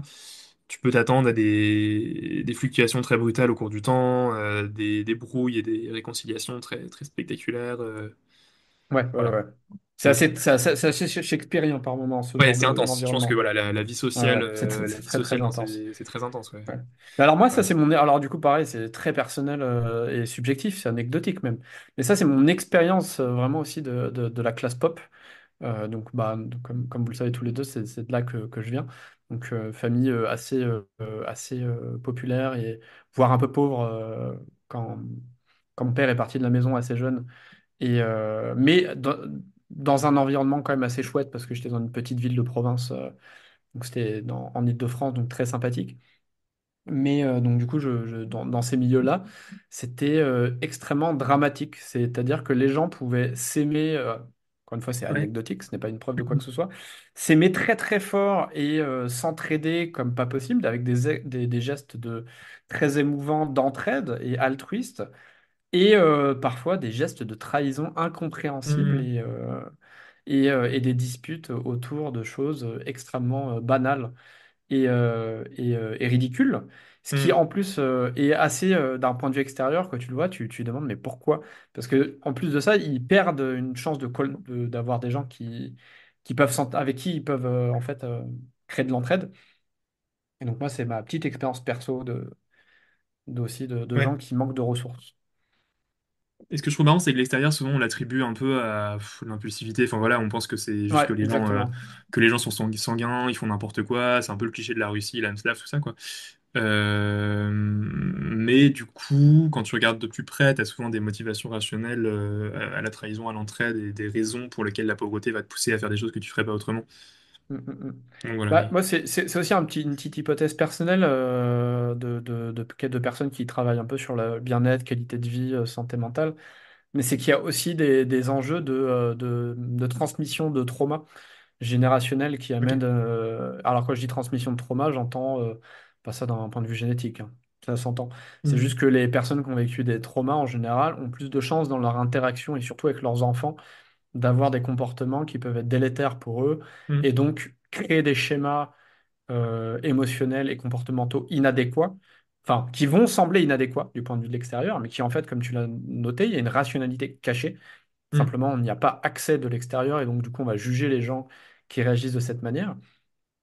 Et, euh, et donc, je pense aussi ça qui se joue beaucoup dans le manque de ressources, c'est que il y a ce cercle vicieux qui se perpétue de génération en génération Mhm. parce que le manque de ressources va entraîner, comment dire, enfin, je ne sais pas s'il y a eu un début à ça, une sorte d'origine de ça, mais en tout cas, il y a de la santé mentale et des schémas Ouais. émotionnels inadaptés qui se transmettent. Ouais. Bon, après, est-ce que c'est rationnel ou pas? Je pense que c'est un grand débat et on peut pas forcément trancher d'emblée comme ça. Alors, Mais moi, ce qui me rationnel frappe, c'est que dans le sens où on le... peut le comprendre avec des raisons, Oui, on oui, peut oui, au le... sens, oui, oui, voilà, il y a Voilà, une ouais, logique. c'est Mais ce ça. qui me frappe, c'est que de l'extérieur, médiatiquement, intuitivement, tout ça, on a vraiment tendance à voir les pauvres comme des machines toutes cassées, toutes cabossées par la vie et qui, du coup, font n'importe quoi et que c'est là qu'il y a un vrai préjugé. Qui en plus est stigmatisant parce que du coup s'ils font n'importe quoi, enfin il y a un côté voilà la pauvreté Oui, c'est ça, ouais. va persister parce que de toute Ouais, façon ouais. ils sont voilà ils sont détraqués quoi. Pourquoi ils Euh, économisent pas au lieu d'acheter leur clope, voilà leur jeu à gratter, enfin, tu sais, le genre de voilà ils remarques. sont donc à quoi bon les aider quoi. Là où une vision comme j'essaye de le faire rationalisante de la pauvreté qui cherche à essayer de voir leur logique et à essayer de se demander ce que la pauvreté peut changer la rationalité et dans quelle mesure les choix chelous qu'ils font peuvent en réalité être rationnels et juste nous depuis notre petit appart du 11e on a du mal à le piger. Je pense que c'est important politiquement aussi. Bon, après, ça reste une question empirique de si c'est, enfin, dans quelle mesure est-ce que parce que quand tu parles de santé mentale, il y a des gens, enfin, il y a même une tradition de recherche très influente qui voit l'impact de la pauvreté sur la prise de décision comme uniquement dysfonctionnel. Donc ça peut être la Mhm. santé mentale ou ça peut être simplement, enfin, il y a ça s'appelle la scarcity theory dans ce champ-là. Ils pensent juste que bah, la pauvreté c'est stressant et épuisant et du coup bah t'es crevé quoi. T'as plus de Ouais, bande bah oui, passante oui, mentale, ouais, c'est comme ça qu'ils le disent. Donc tu prends ouais, pas des bons choix parce que juste voilà c'est tellement ouais, compliqué déjà de payer le loyer ce mois-ci ouais. que t'as pas de bande passante pour la suite et voilà. J'ai vu des Euh, études qui testaient en médiation ce genre de ok, variables sur le niveau de stress du fait du manque de ressources, sur ouais, sur l'éducation des enfants et notamment sur le fait d'être potentiellement violent avec ses enfants, ou en tout cas d'avoir une manière d'être assez agressive. Et ouais, donc c'était, alors comme d'habitude, ça reste des études, c'est pas une étude expérimentale, mais ça montrait en tout cas que par rapport à l'environnement urbain, c'est-à-dire il y avait plein de variables urbaines du type manque de confiance entre les gens et aussi la variable mhm, manque de ressources tout court, et du coup cette variable et le niveau de stress qui venait expliquer en partie, pas entièrement, le fait d'être violent avec ses enfants mhm. et la conclusion était un peu ce que tu disais, quoi. T'es fatigué, t'es stressé, t'as pas d'énergie Ok, et ouais. vraisemblablement tu sais pas comment réagir et voilà quoi, t'es violent. Mais ça, toi, t'aimes pas trop Benoît. Ou tu penses qu'il y a quand même un Non, fond bah de non, mais vérité ça me. derrière et que... Bah, c'est dur de trancher, mais en tout cas, j'ai une réticence politique envers cette approche, et je trouve ça aussi un peu trop simple de voir tout écart à la norme. Bon, je vais sonner un peu gaucho, Ah non ce que je dis, mais mais il y a un vas-y peu à une norme fond, bourgeoise, hein. il y a un peu une norme bourgeoise de décision, Vas-y à de fond. la bonne décision, et quand on en dévie, le réflexe un peu paresseux, c'est d'analyser ça comme une dysfonction. Non, je suis assez d'accord avec ça quand même. Il faut faire très attention à pas tomber dans le mépris de classe Hmm. quand on approche Ouais. ces sujets-là. En plus là, c'est un peu sous couvert de compassion, donc ça passe bien, quoi. Enfin, ça fait pas au Ouais. premier Puis abord, il y a une autre il chose y a quelque chose de qu'on compatissant, donc les n'a pas gens, voilà, mentionné. ouais, Je sais pas si toi tu serais d'accord avec ça, Benoît, ou Aurel aussi, hein. C'est que quand on parle de pauvreté, on parle de la pauvreté comme si c'était un bloc, une chose, un phénomène, alors que en fait c'est multidimensionnel. Il y a mille et une facettes de ce que ça veut dire être pauvre. ouais, moi j'aime bien simplifier. Je suis un peu un, On voit le ça- modélisateur. ouais, bah j'ai besoin, voilà, genre dans mes modèles, tu vas pas faire, ouais. Du coup, je pense quand même que dans la pauvreté monétaire, enfin dans la pauvreté de ressources, il y a quand même quelque chose de commun, d'un peu universel, un peu.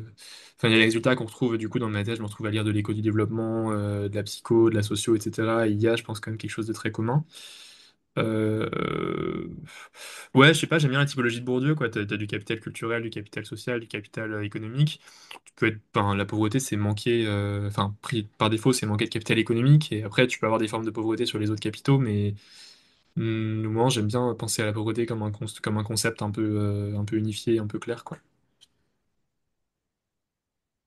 Ah oui, je comprends. Bah, moi, je rebondirai pas dessus, mais je dis juste que j'aime beaucoup cette typologie de Bourdieu aussi. Je la trouve Oui, très opérationnelle pour comprendre la réalité. Complètement, c'est très sympathique. Mm. oui. On a pas mal parlé recherche. Est-ce qu'on passe à la suite, du coup? Ouais, complètement. Cool. Qu'est-ce que t'en penses, Aurel? On va en discuter comme ça en mode en plein live. Comme on a déjà beaucoup papoté, est-ce que tu penses on fait une petite parenthèse vite fait sur la prochaine question ou on passe directement à la question existentielle? Qu'est-ce Non, que t'en je penses, pense Aurel? que je serais intéressé de savoir, Benoît, est-ce que tu as un truc que tu as appris dernièrement qui était cool, qui était intéressant, qui était drôle, qui Euh, peut être de recherche ou qui peut ne pas du tout être de recherche? Pas du tout être de recherche. Oula. Ouais, il y a plein. Dur de choisir. Cette Ça peut être nuit. une anecdote. Ouais, cette nuit, j'avais une petite insomnie et j'ai passé des heures. Parce qu'hier, je faisais du vélo dans la campagne anglaise et j'écoutais un podcast sur Malcolm X et l'assassinat de Malcolm X par ses anciens potes de la Nation of Islam. Du coup, cette nuit, j'ai cherché sur Wikipédia entre. Ouais, j'ai bien dormi, mais j'ai fait 2 nuits, quoi. J'ai fait du 23h, 3h et du 5h, 11h. Voilà. La vie On de a, chercheur on lambda, a cette c'est chance. Voilà. normal. Nous ne cautionnons pas ce mode de vie. Mais du coup, dans un demi-sommeil, j'ai regardé l'histoire de Louis Farrakhan, qui est le successeur. Enfin, c'est assez passionnant parce qu'il y a eu un premier fondateur de la Nation of Islam dans les années 30, enfin 20-30, qui a disparu. On ne sait pas trop pourquoi. La théorie la plus plausible, c'est qu'il s'est fait expulser parce qu'il n'avait pas un statut d'immigration très légal, mais du coup, il a disparu. Et c'est devenu une sorte de dieu. Enfin, ses successeurs ont expliqué que c'était le Messie revenu sur Terre, etc. Voilà, le second, c'est Elijah Mohamed qui a dirigé du coup cette association. Je sais pas si les gens voient, mais du coup c'est assez ouf parce que c'est entre une organisation antiraciste et une secte. Enfin, c'est un truc qui a des.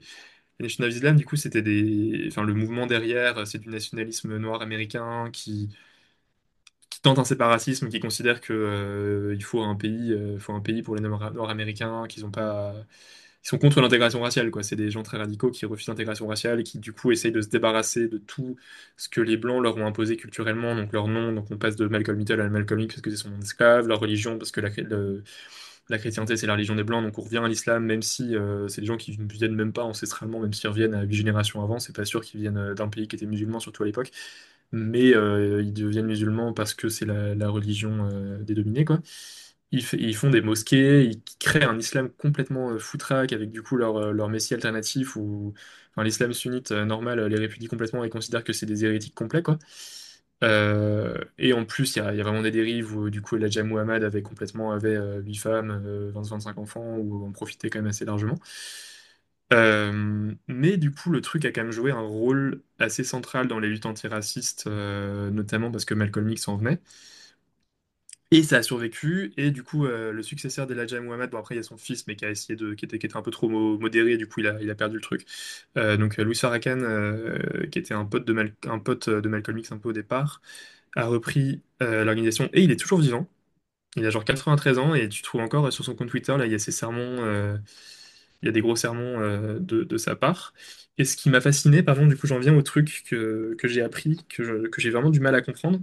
Donc c'est des gens qui sont quand même assez puants. Enfin nous en France on a Oya Boutedja, mais là c'est Oya Boutedja puissance 1000 quoi. Enfin vraiment faut imaginer quoi les gars. Faut imaginer le niveau de haine, le niveau de polarisation et de radicalité quoi. C'est des gens à l'époque faisaient du terrorisme. Donc ils sont quand même assez. Enfin quand tu regardes ça de ton regard de français ils sont complètement fréquentables. Et ce mec dans les années 90 il a organisé une Million Man March, un truc comme ça, genre un truc à Washington un peu dans l'esprit de la marche sur Washington de Luther King, pour rassembler plein de gens. Et se sont trouvés dans ça à parler Rosa Parks, le fils de Martin Luther King. Il y avait même, je crois, il y avait Oh, c'est la fou cette réunion. NAACP. Du coup, il y a une sorte de front anti-racisme, mais du coup, qui va tellement loin.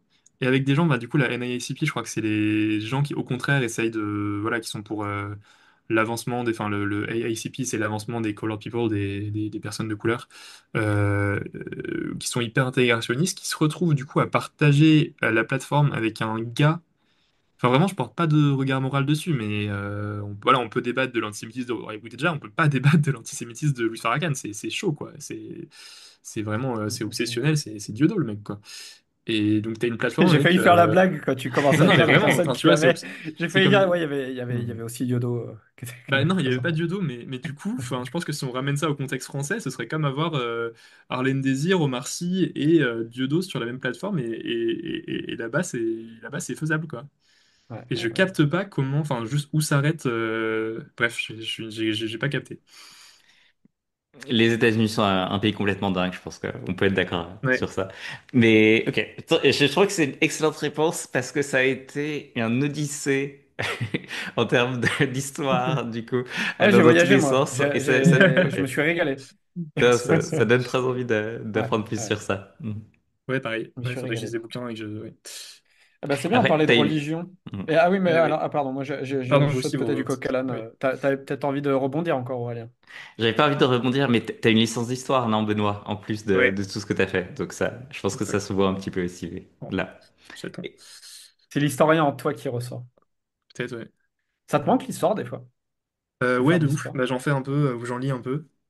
Où j'écoute, enfin du coup ouais j'essaie un peu de consommation culturelle et bah on en a pas trop parlé mais dans mes projets de lexicométrie ça y touche pas mal quand même Mais après, c'est de l'histoire un peu, c'est de la chronologie, plus c'est pas du tout de la micro-histoire, mais ouais, ça me manque. Enfin, ça, ouais, ouais, quand même.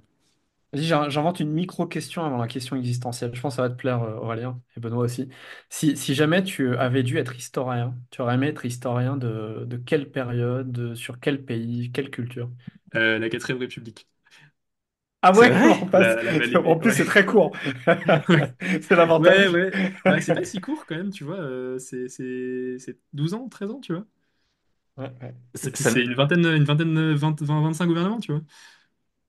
ça me surprend énormément. Je pense que Ah ouais? tu m'avais déjà T'en as pas? déclaré ton amour pour PMF, pour Virement d'Espace, mais Ouais. en dehors de ça, je savais pas que tu étais fasciné par cette histoire. Si, complètement, je me suis tapé des gros pavés de 1000 pages sur toutes les crises gouvernementales au milieu et tout.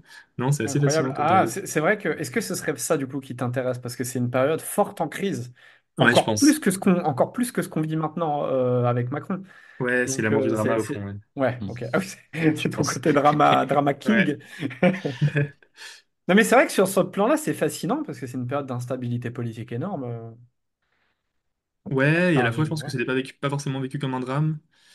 Et non, je pense que ce que j'aime beaucoup, c'est que c'est une époque où, enfin, c'est tardif, quoi. C'est post-Seconde Guerre mondiale, c'est un peu, enfin, la société de consommation commence. Il y a quand même des médias de masse, il y a la télé, il y a la radio. Donc, c'est des gens qui pensent un peu comme nous, avec une constitution qui est pas du tout la nôtre, qu'on a complètement oubliée. Mm, mm. Donc, ça produit des réflexes et enfin, des débats, des façons de gouverner, des dramas qui sont complètement loin de ce qu'on vit aujourd'hui, quoi. Trop bien. Non, mais ça me donne envie, effectivement. Merci. Et toi, Aurel? Je suis pas sûr que ça me donnerait envie d'étudier la Quatrième République, mais je trouve ça fascinant en tout cas. Ouais, non, puis c'est provoque parce que c'est vraiment mal aimé. Je pense qu'il y a vraiment un oubli mémoriel. De Gaulle a réussi à nous faire oublier la quatrième, quoi. Beaucoup de gens pensent que De Gaulle, enfin, que la cinquième a commencé en 45 et ne connaissent pas ce régime exceptionnel.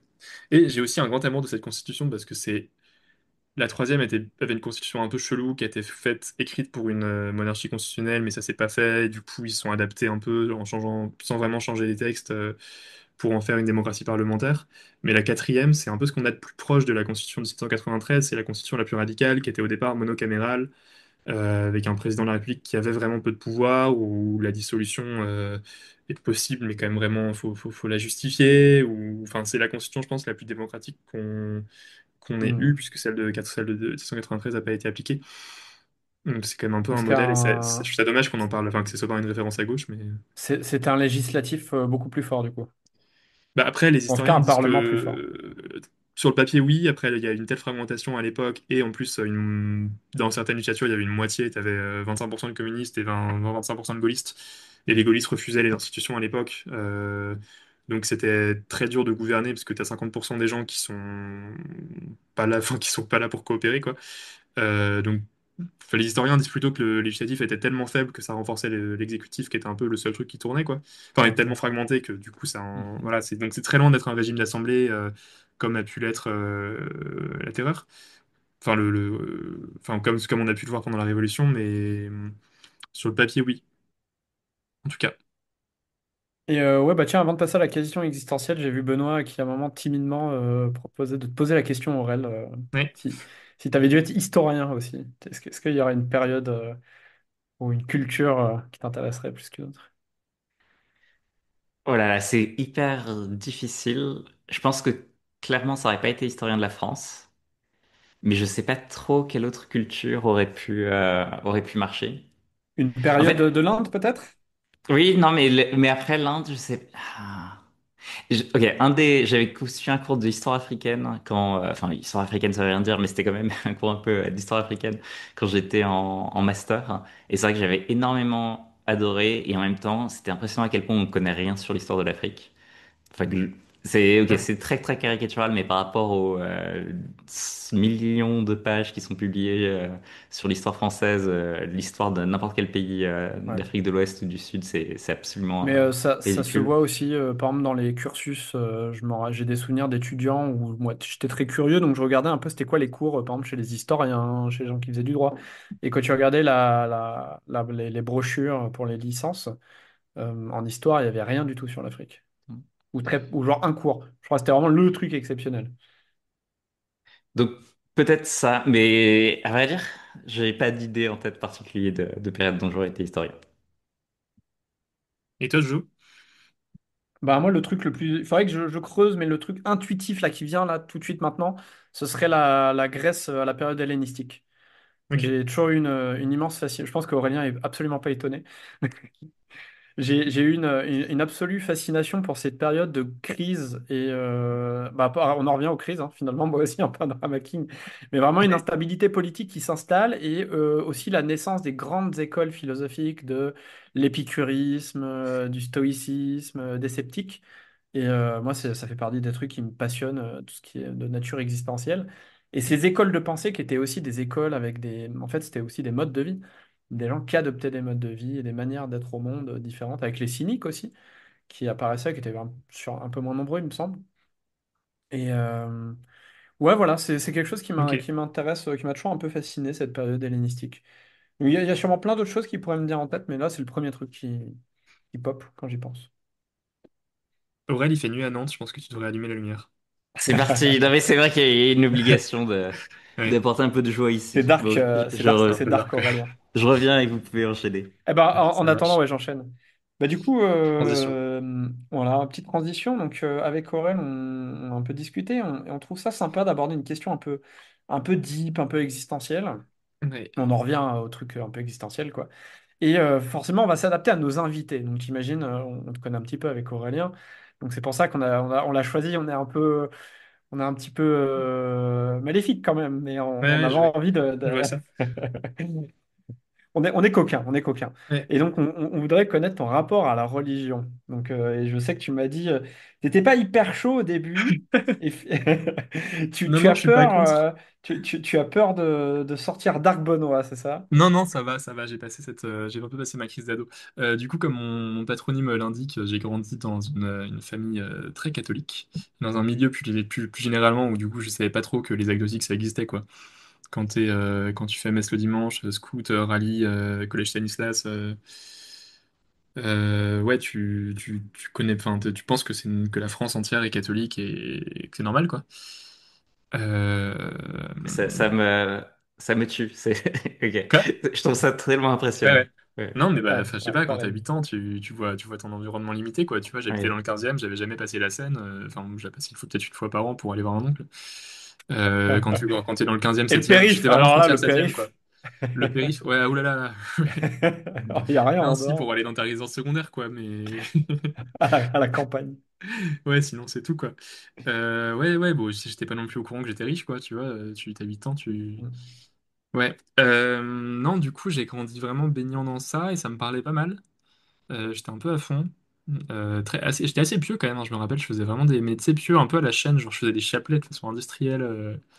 J'adorais les chapelets. Vous voyez ce que c'est ou pas? Je sais pas si c'est. Parce que c'est vraiment un truc de. C'est vraiment. Non, peut-être faut expliquer tellement c'est un truc, je pense, abétissant quoi. T'as ton espèce de collier avec 50 perles, il faut faire 50 Je vous salue Marie. Donc faut Ah oui, imaginer quoi, Honnêtement, tu passes 1 heure et demie à répéter le même texte, qui en plus est mm. nul, tu vois. Genre, quand tu regardes ça avec mes yeux d'aujourd'hui, enfin, c'est un peu je, écrit avec les pieds, je quoi. savais qu'il y avait un truc avec des perles, mais je savais même Ouais. pas en Pareil. quoi ça Ouais, consistait. ouais, Donc, Du coup, t'es là, en plus, c'est hyper, vraiment, ouais, c'est hyper bigot, où t'es en train de toucher, tu sais, tu gardes tes ouais. mains bien serrées sur ta perle et tu bouges de perle en perle et tout. Et Ça, t'as une petite partie ça de se toi fait, qui s'embête, tu ça vois. se fait encore beaucoup, ça. J'ai déjà croisé dans des églises Je ou pense, ouais. des trains, des gens religieux, et tu les vois égrener chaque Ouais, ouais, c'est petite. ça, ouais. Ouais. Et t'as toujours une petite partie de toi qui s'embête, enfin, tu vois, qui est quand même profondément ennuyée, donc qui considère un peu qu'elle est en cours et qui compte un peu les minutes, tu vois, qui. Parce que Hmm. c'est pas kiffant, quoi. Ouais. Mais j'étais à fond dans ça, ouais. Ouais, je continue mon histoire de vie. Mais ouais, ouais, vas-y, volontiers. mais Ouais, ouais. c'est Ok. fascinant. Vas-y, vas-y, Ouais, ok, vas-y. ok. Du coup, ouais, c'était hyper important pour moi. J'ai un moment, je pense que c'était en 5e où je voulais être prêtre. Un peu par radicalité, je crois, un peu parce que je me disais, vas-y, bah si Dieu il existe, autant y aller à fond, quoi. Parce que, ouais, enfin, en soi, je pense que le raisonnement, il tient toujours. Si Dieu il existe, il n'y a pas grand-chose de plus important, quoi. Enfin, je pense que le fondamentalisme, si t'es à la foi, c'est un peu Je comprends pas. Du coup, j'ai beaucoup de mal maintenant à comprendre les croyants modérés. Les croyants qui considèrent que, ouais, Dieu il existe, mais bon, c'est un peu secondaire, tu vois, t'es vaguement. Genre, je sais pas s'il existe, si ça va déterminer ta vie dans l'au-delà. Enfin, bon, genre, entre ton golf du dimanche et ta vie dans l'au-delà, faut quand même choisir la vie dans l'au-delà, quoi. Mais ça Et- présuppose que Dieu en a quelque chose à faire de savoir si tu vas à la messe le Ouais, dimanche. ouais. Ce qui n'est pas Bah évident écoute, pour une bonne ça en tout partie cas, dans ce qu'on des... me racontait à Ouais, l'époque, c'était le cas, tu vois. ouais, ouais, c'est sûr. Non, mais ça peut être autre chose, tu vois, si c'est pas la piété, je sais pas, mais du coup, avoir une vie normale, une vie de petite bourgeoise, si tu crois en Dieu, c'est chelou quand même, non? Je suis assez d'accord. Je suis assez d'accord. C'est pour ça que j'aime bien les protestants, tu sais, très travailleurs. Ouais. Ils économisent, mais ils dépensent rien et ils pensent qu'ils paient leur place au paradis à travers leur sueur et Ah le ouais, sang ouais. qui coule. Du coup, tout est. Oui, ok, ouais. Ouais, ouais. Oui, je vois. Non, mais j'ai aussi une fascination pour les gens un peu radicaux aussi. Par exemple, les gens qui vont devenir ermites ou, euh, Ouais. ou par exemple, je sais pas si vous connaissez, je crois que c'est en Bretagne, mais c'est la Bretagne, ouais. J'espère que désolé les Normands si c'est normand. Les rochers de Roteneuf, je sais pas si vous connaissez. Pas du tout. C'est un religieux, un chrétien. Il a décidé de devenir ermite et il était sur la côte.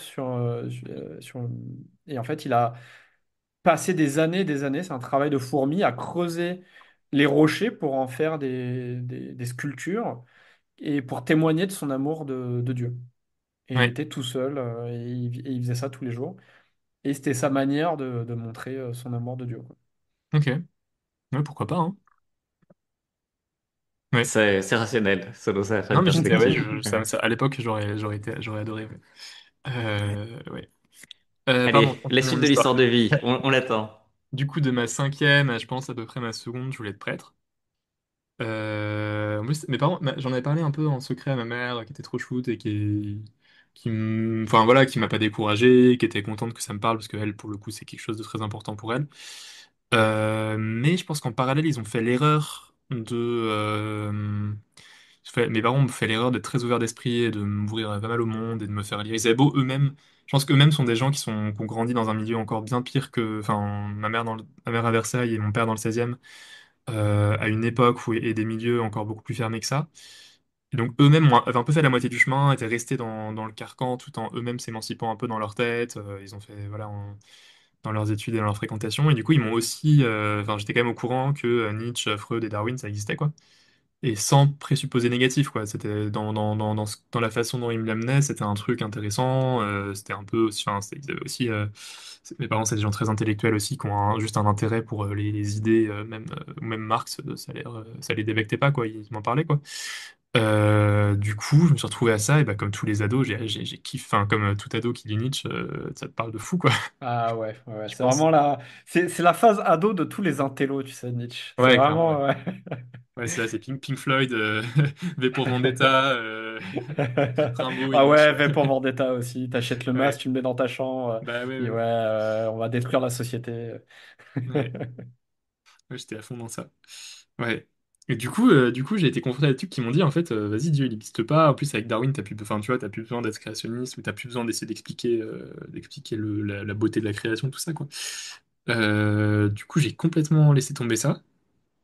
Je suis sorti de l'éducation catholique et je me suis un peu rendu compte, j'ai un peu phasé en découvrant. J'ai passé un an bon, c'était en Cagne, hein, mais j'ai passé un an dans un lycée public. C'était à Janson-de-Sailly dans le 16e. Bon, c'est peut-être pas le plus public. Mais malgré toutes les Canada Goose Et autour je de suis en train de moi. remarquer que t'as fait que des lycées qui ont été médiatisés à un moment ou un autre, et pas forcément bien d'ailleurs. Ouais. Oh, Janson-de-Sailly, ça va, non? Ils ont pas trop le casserole. Janson, il y avait eu un suicide il y a quelques années. Ah ouais, ok, je savais pas. Ah, mais pardon, ça me rappelle d'une étudiante, je sais plus. Je crois que j'étais colleur à l'époque, je me souviens plus je me rappelle de commémoration. Euh, ouais, bon, après, c'est le centre de Paris, du coup, il y a plus d'expositions. Il y a c'est le c'est les lycées du Gotha, donc forcément, ça intéresse les gens, je pense. Mais on va y venir à la médiatisation, t'inquiète, ça arrive. Du coup, en sortant du célèbre collège Stanislas, j'ai découvert ce que c'était qu'une éducation un peu normale où ouais, tu peux être homosexuel, tu peux être de gauche, tu peux être. Et j'ai découvert que du coup, ce que j'avais vécu, je pense, à Stanislas, c'était pas tout à fait normal. Où je me faisais quand même. Enfin, j'ai vécu surtout, ouais, pour revenir, pardon, je fais des flashbacks, mais j'ai vécu le mariage pour tous. Enfin, les manifs, surtout la manif pour tous, c'était plutôt dans ça que je baignais. En 2012, j'étais en seconde.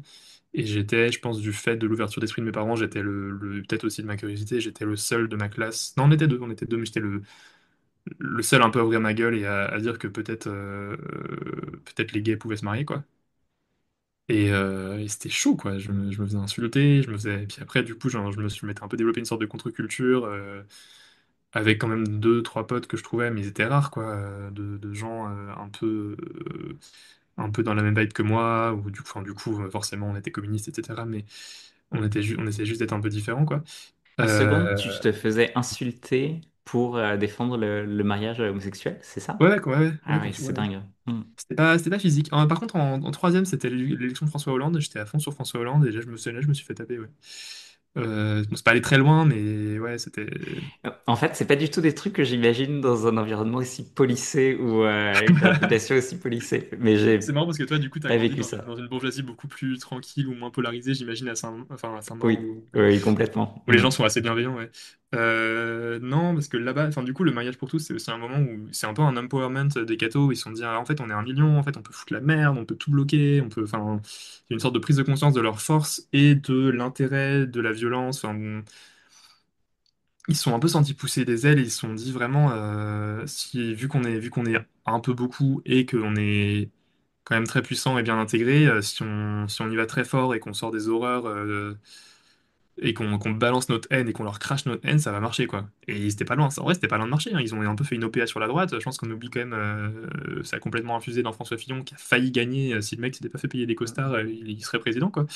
Même Sarkozy, il avait promis d'abolir la loi Taubira à l'époque. Il s'était retrouvé devant Sens commun, à faire il est allé les voir pour les convaincre de le soutenir, etc. Et sous la pression de la foule, il a fini par dire ouais, ouais, on abrogera la loi Taubira, quoi. Euh, Bref, du coup, ouais, c'était pas marrant mon lycée aussi pour ça, puis aussi, je pense, par mes. Enfin, pour un tas de raisons, mais du coup, en sortant de ce système, j'ai un peu découvert que ce qui m'avait paru être normal, et aussi, en fait, bon, ça a été vraiment très bien décrit dans les médias, je vais pas m'appesantir dessus, mais à Stanislas, on te fait grandir dans une idée que le monde extérieur est un monde de médiocrité, drogue et violence, en gros, et que mai 68 a foulé à bas toutes les valeurs et que du coup, il y a plus rien qui tient. Les gens couchent avec n'importe qui et font n'importe quoi et on n'a pas d'avenir et pas de structure morale hors de Stanislas. Et tous les ans, du coup, enfin, tu risques, il vire à tour de bras, il vire sur une promotion en sixième de 300 élèves, il y en a même pas 150 qui arrivent à la terminale, quoi.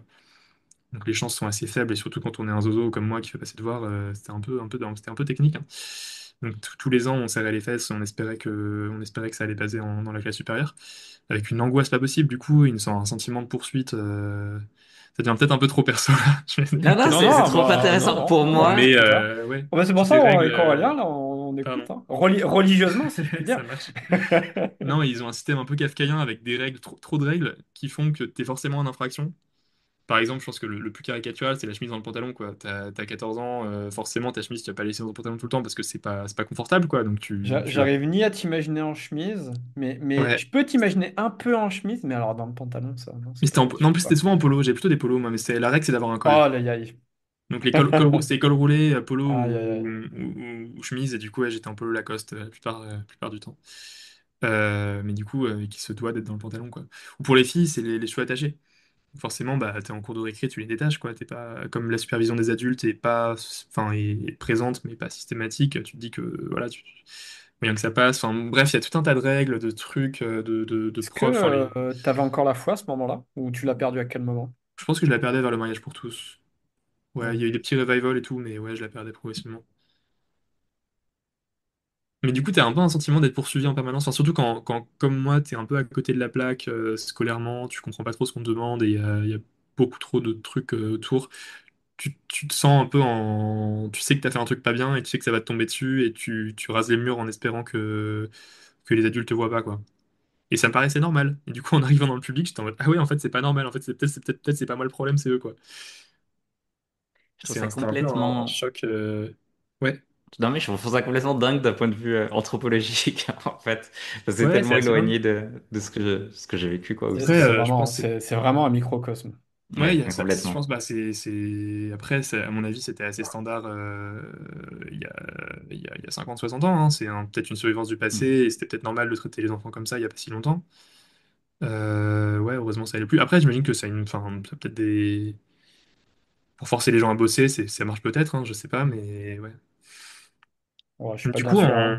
non, moi non plus, hein, mais Parce que la preuve, tu as ton biais de population. Alors toi, t'avais je pense que tu avais des très bonnes capacités de mémorisation et des capacités cognitives qui t'ont permis de tenir jusque-là. Mais le fait qu'ils virent autant d'élèves, ça montre bien ouais. qu'à l'arrivée, je pense qu'il y a un biais de population sur qui réussit ou pas, quoi. Oui, c'est sûr. Ouais. Tu vas garder que les gens avec des facultés cognitives très efficaces ou les gens qui travaillent Ouais, très ouais. très dur ou ceux qui ont les deux. Bon, après, j'ai pas envie de me lancer dans un débat sur la qualité, les qualités et les défauts de Stanislas. C'est pas le. Enfin, je considère un peu aujourd'hui que Hmm. rien ne justifie, tu vois, la violence. Enfin, tu vois, qu'on Ouais, ouais, ouais. T'en on va pas entendais parler, discuter du toi, de bilan ça? économique d'Hitler, tu vois. Genre, c'est pas pertinent, quoi.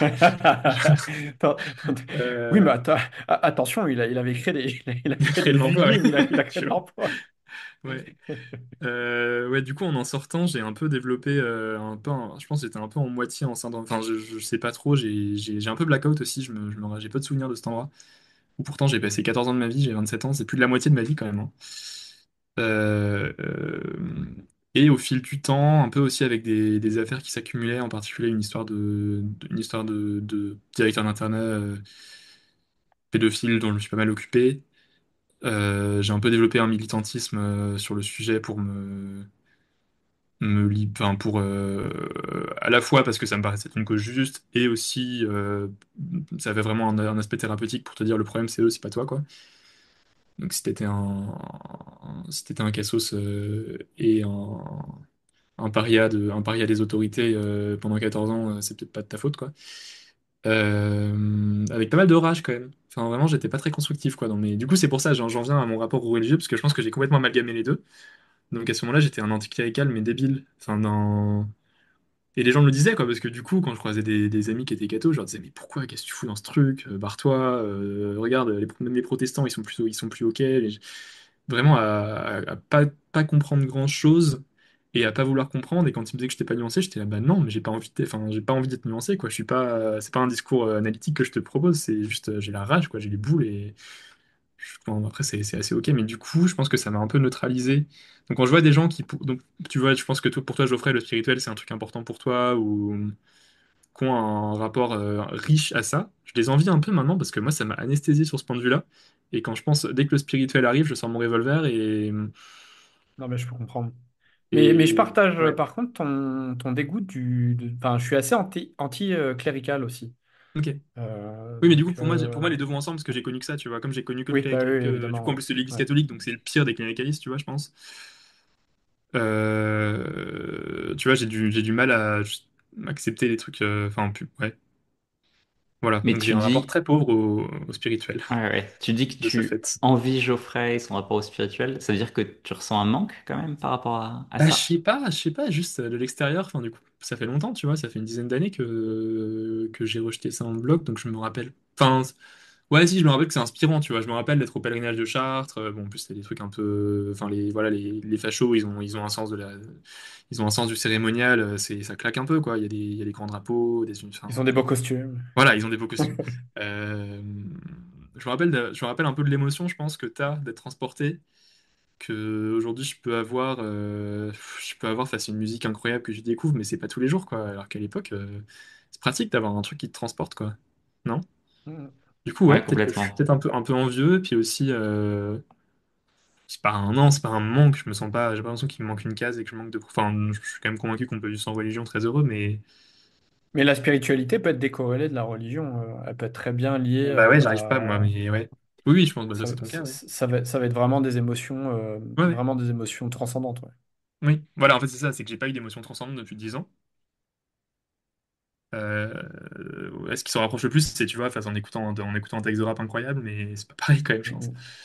C'est quoi le dernier texte de rap qui t'a fait sentir ça?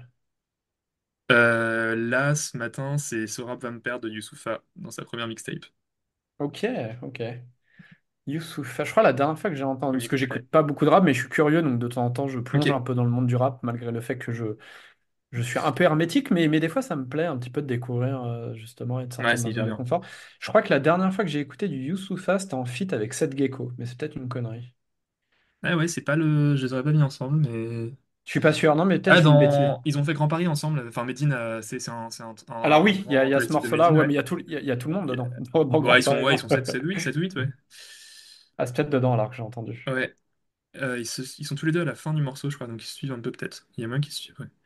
Mais il a Je vais eu deux regarder, mais carrières. vas-y, Il a eu ouais, une carrière de tu peux vrai rappeur reprendre. 2005 à 2012-15. Mais après l'album Négritude, faut pas écouter. Faut s'arrêter à Négritude. Et encore, c'est quand Ok. même très pop sur la fin. Mais du coup, il avait un truc un peu unique de faire un peu du rap variété. C'était assez réussi. Et il se référait à Balavoine dans ses sons et tout. Il avait des instrus très pop, mais ça marchait vraiment bien. Et il gardait aussi le côté. Il gardait des textes de fou. Et puis après, je pense qu'il s'est un peu perdu dans. Ouais, en vrai, il n'y a pas trop d'autres mots que commercial pour qualifier ses derniers albums, je pense. Et Évidemment, des je connais poussées. aucun des noms que vous venez de mentionner, mais Aïe, aïe, je aïe. regarderai après. Ok. Mais Youssoupha, ça date un peu, j'ai l'impression que tu t'intéresses un peu. Parce que j'écoute un podcast de temps en temps qui s'appelle le Mousecast, et Ouais. celui qui le présente, c'est Mehdi Maizi, que tu dois connaître, j'imagine. C'est un des Non. plus gros reporters rap de France. Ah Il ouais, non, a, je pense, ça me dit rien. interviewé Je regarde pas trop les médias quasiment rap, tous les moi. rappeurs de. Il a écouté quasiment, je pense Ok. qu'il a interviewé quasiment tous les rappeurs de France et plein de rappeurs US, parce qu'à un moment donné, il bossait pour Apple. Et bon, Ok. le podcast n'a rien à voir avec ça, mais forcément, vu que c'est son podcast, de temps en temps, il va parler de Ouais, rap. ouais. Et des fois, ça me donne un peu une idée de, tu vois, pas ce qui est trendy, mais un peu les grands noms dont les gens parlent en ce moment. Ouais, ouais, ouais. Et Youssoupha, j'ai vraiment l'impression que c'est un nom qui date. Ah ouais, ça date, C'est vraiment ouais. des trucs. C'est genre, c'est des noms genre Youssoupha ou Sifiou. J'ai l'impression que c'est des Ouais, noms que c'est fou, ouais. j'entendais il y a 10 ans. Mais après, il y a des mecs comme Sefiu qui ont vraiment disparu de la scène. Enfin, je suis pas sûr que Sefiu il ait fait grand-chose depuis 2005 ou 2008. Youssoupha, il a gardé, pas, enfin, peut-être pas autant que Booba, il est peut-être pas aussi, peut-être pas une référence comme Booba, mais il a gardé une sorte de présence médiatique et je pense qu'il vend beaucoup aussi, à mon avis. Ouais, Booba, il a gardé une Euh, présence médiatique particulière, hein. Ouais, mais ils vendent, enfin, ces disques sont pas ridicules non plus, tu vois. Il y a des bonnes chansons, il y a quelques bonnes chansons quand même de temps à autre dans sa carrière. Est-ce que Dans du coup, Youssoupha, c'est pas ouais. le signal qu'on passerait pas aux recommandations culturelles, du coup? Qu'est-ce que t'en penses, Aurélien? Pour moi, on y est dans les recommandations Ouais, culturelles on est depuis dedans, là, un Oui, bout hein. de on temps, est Ouais. donc déjà, ouais. Est-ce Mais que, non, est-ce j'ai que, préparé est-ce un que truc du mieux coup. quand même. Ah Mais ouais, bon. c'est vrai. Ok, d'accord. Donc Mais tu vas pas commence si recommander. tu veux. Non, non, vas-y, je t'en prie. Ok. Alors, recommandation culturelle, ouais. En ce moment, je regarde The Corner. C'est une série HBO. C'est un peu le préquel de The Wire pour ceux qui connaissent. Je pense que The Wire est quand même très connu. Surtout oui, oui, oui, quand des même. bobos qui vous écoutent. Mais du coup, le gars, David Simon, qui est journaliste au départ, je crois, qui est à l'origine de The Wire, a fait cette série avant. Un peu, je pense, comme une sorte de pilote de The Wire. Il n'y a qu'une seule saison.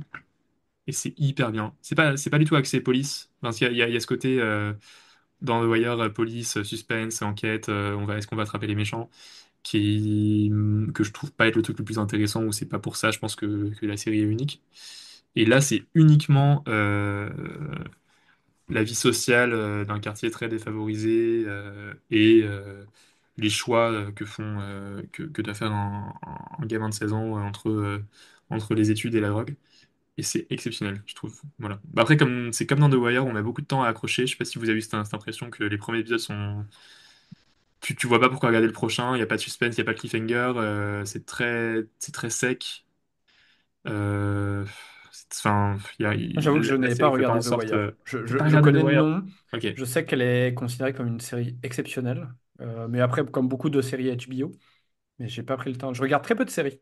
Après, elle est considérée comme exceptionnelle, surtout par les chercheurs en sciences sociales. Donc je pense que c'est pour ça que dans notre profession, faut Non, regarder. arrête, Dans les ça a eu un podcasts, succès énorme. Non, ouais, c'est c'est un succès ça, ouais, énorme, ouais. mais Dans les podcasts que ouais. j'écoute, ou enfin, beaucoup de gens en parlent, ouais, quand même. Bah dans le rap, c'est aussi une grosse référence, ouais. Booba, Lino, Medine, Mm. ils font référence régulièrement. Moi, j'ai vu les deux premières saisons et j'ai bien aimé, mais sans trop accrocher. Ah ouais? Ouais, je suis désolé. Non, mais c'est lamentable. Dommage. Bon, bah, The Corner, c'est un peu plus radical. Enfin, c'est The Wire en plus. Je sais pas si ça te plaira alors, mais tu peux Ouais, essayer. je- ça me rendait curieux. Je regarderai quand même. Vas-y. Geoffrey, t'as une recommandation? Ouais, j'en ai une. C'est un film que j'étais voir au cinéma avec des potes il y a quelques jours. C'est le dernier film de Lantimos. Je ne sais pas si ça vous parle, c'est un réalisateur grec qui aussi tourne maintenant aux US, mais il était déjà connu avant de faire ça. C'est lui qui a fait The Lobster, dont vous avez Mhm. entendu parler, il avait fait assez de bruit. et qui a aussi fait la réal enfin, qui est dirigé, c'est son avant-dernier film, Étrange créature, qui est vraiment exceptionnel. Et là, c'est Bugonia, qui est sorti au cinéma. Et donc, il a vraiment un style très particulier parce que c'est à la fois de la critique sociale et de la satire sociale. En plus, c'est bien, on reste dans le thème des SHS. Je pense que les gens qui font des SHS ne peuvent qu'aimer ces films. Et en fait, tu suis la vie de deux individus qui sont un peu, qui vivent un peu du mépris de classe, qui ont vécu dans la pauvreté et des choses difficiles. C'est deux cousins. Et ils sont complotistes. Ils sont extrêmement complotistes. Et en parallèle, tu vois la vie de la CEO de la boîte qui embauche un des deux cousins.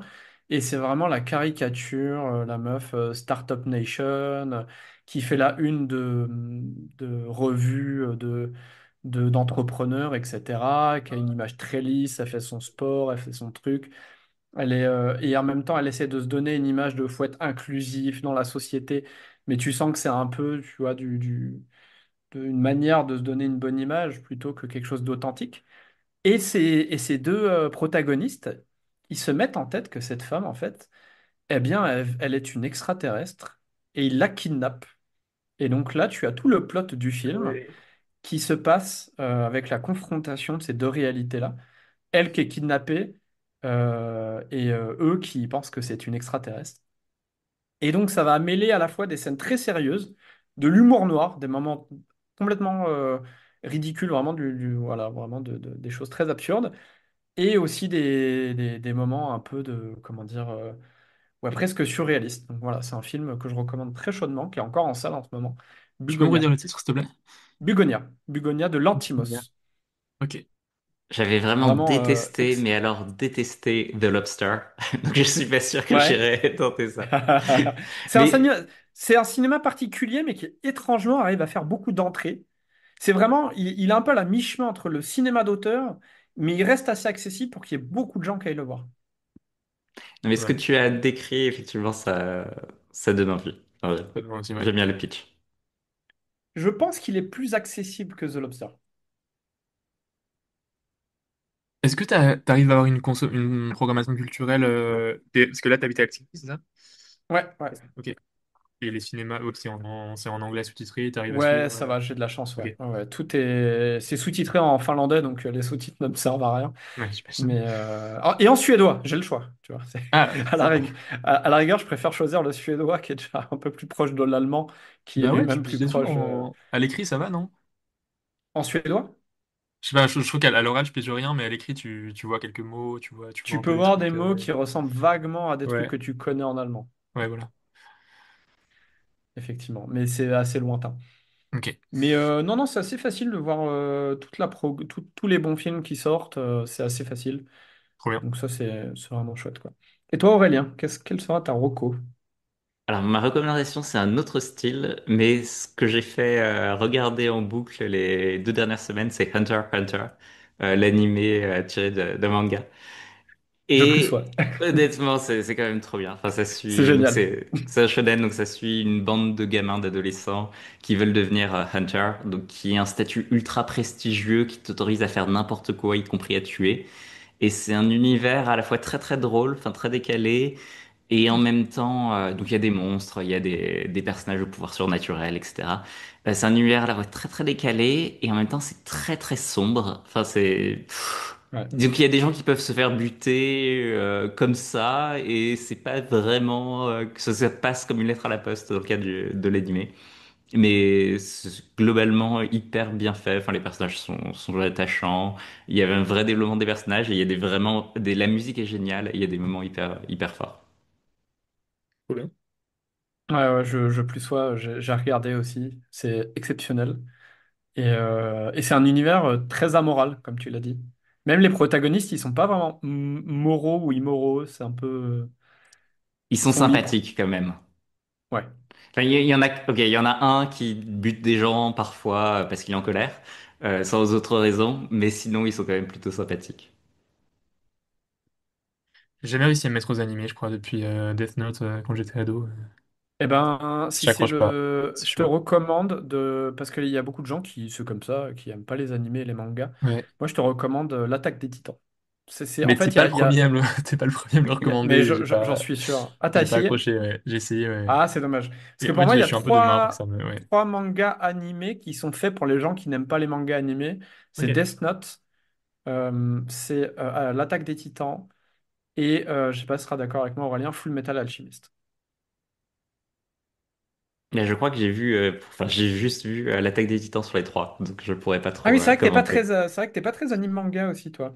J'ai quelques mangas ou animés que j'adore, mais c'est vrai que Ouais. je suis en train d'étendre ma culture. C'est pour ça.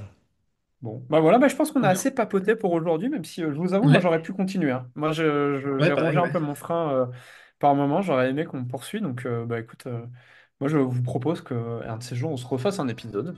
Voilà, Ah, c'est que partie remise. Moi j'ai passé un super moment, donc ouais, merci pareil. à vous deux. Moi aussi, Merci, merci Jojo. beaucoup Benoît. Merci Jojo. Merci, Aurélien. Ciao!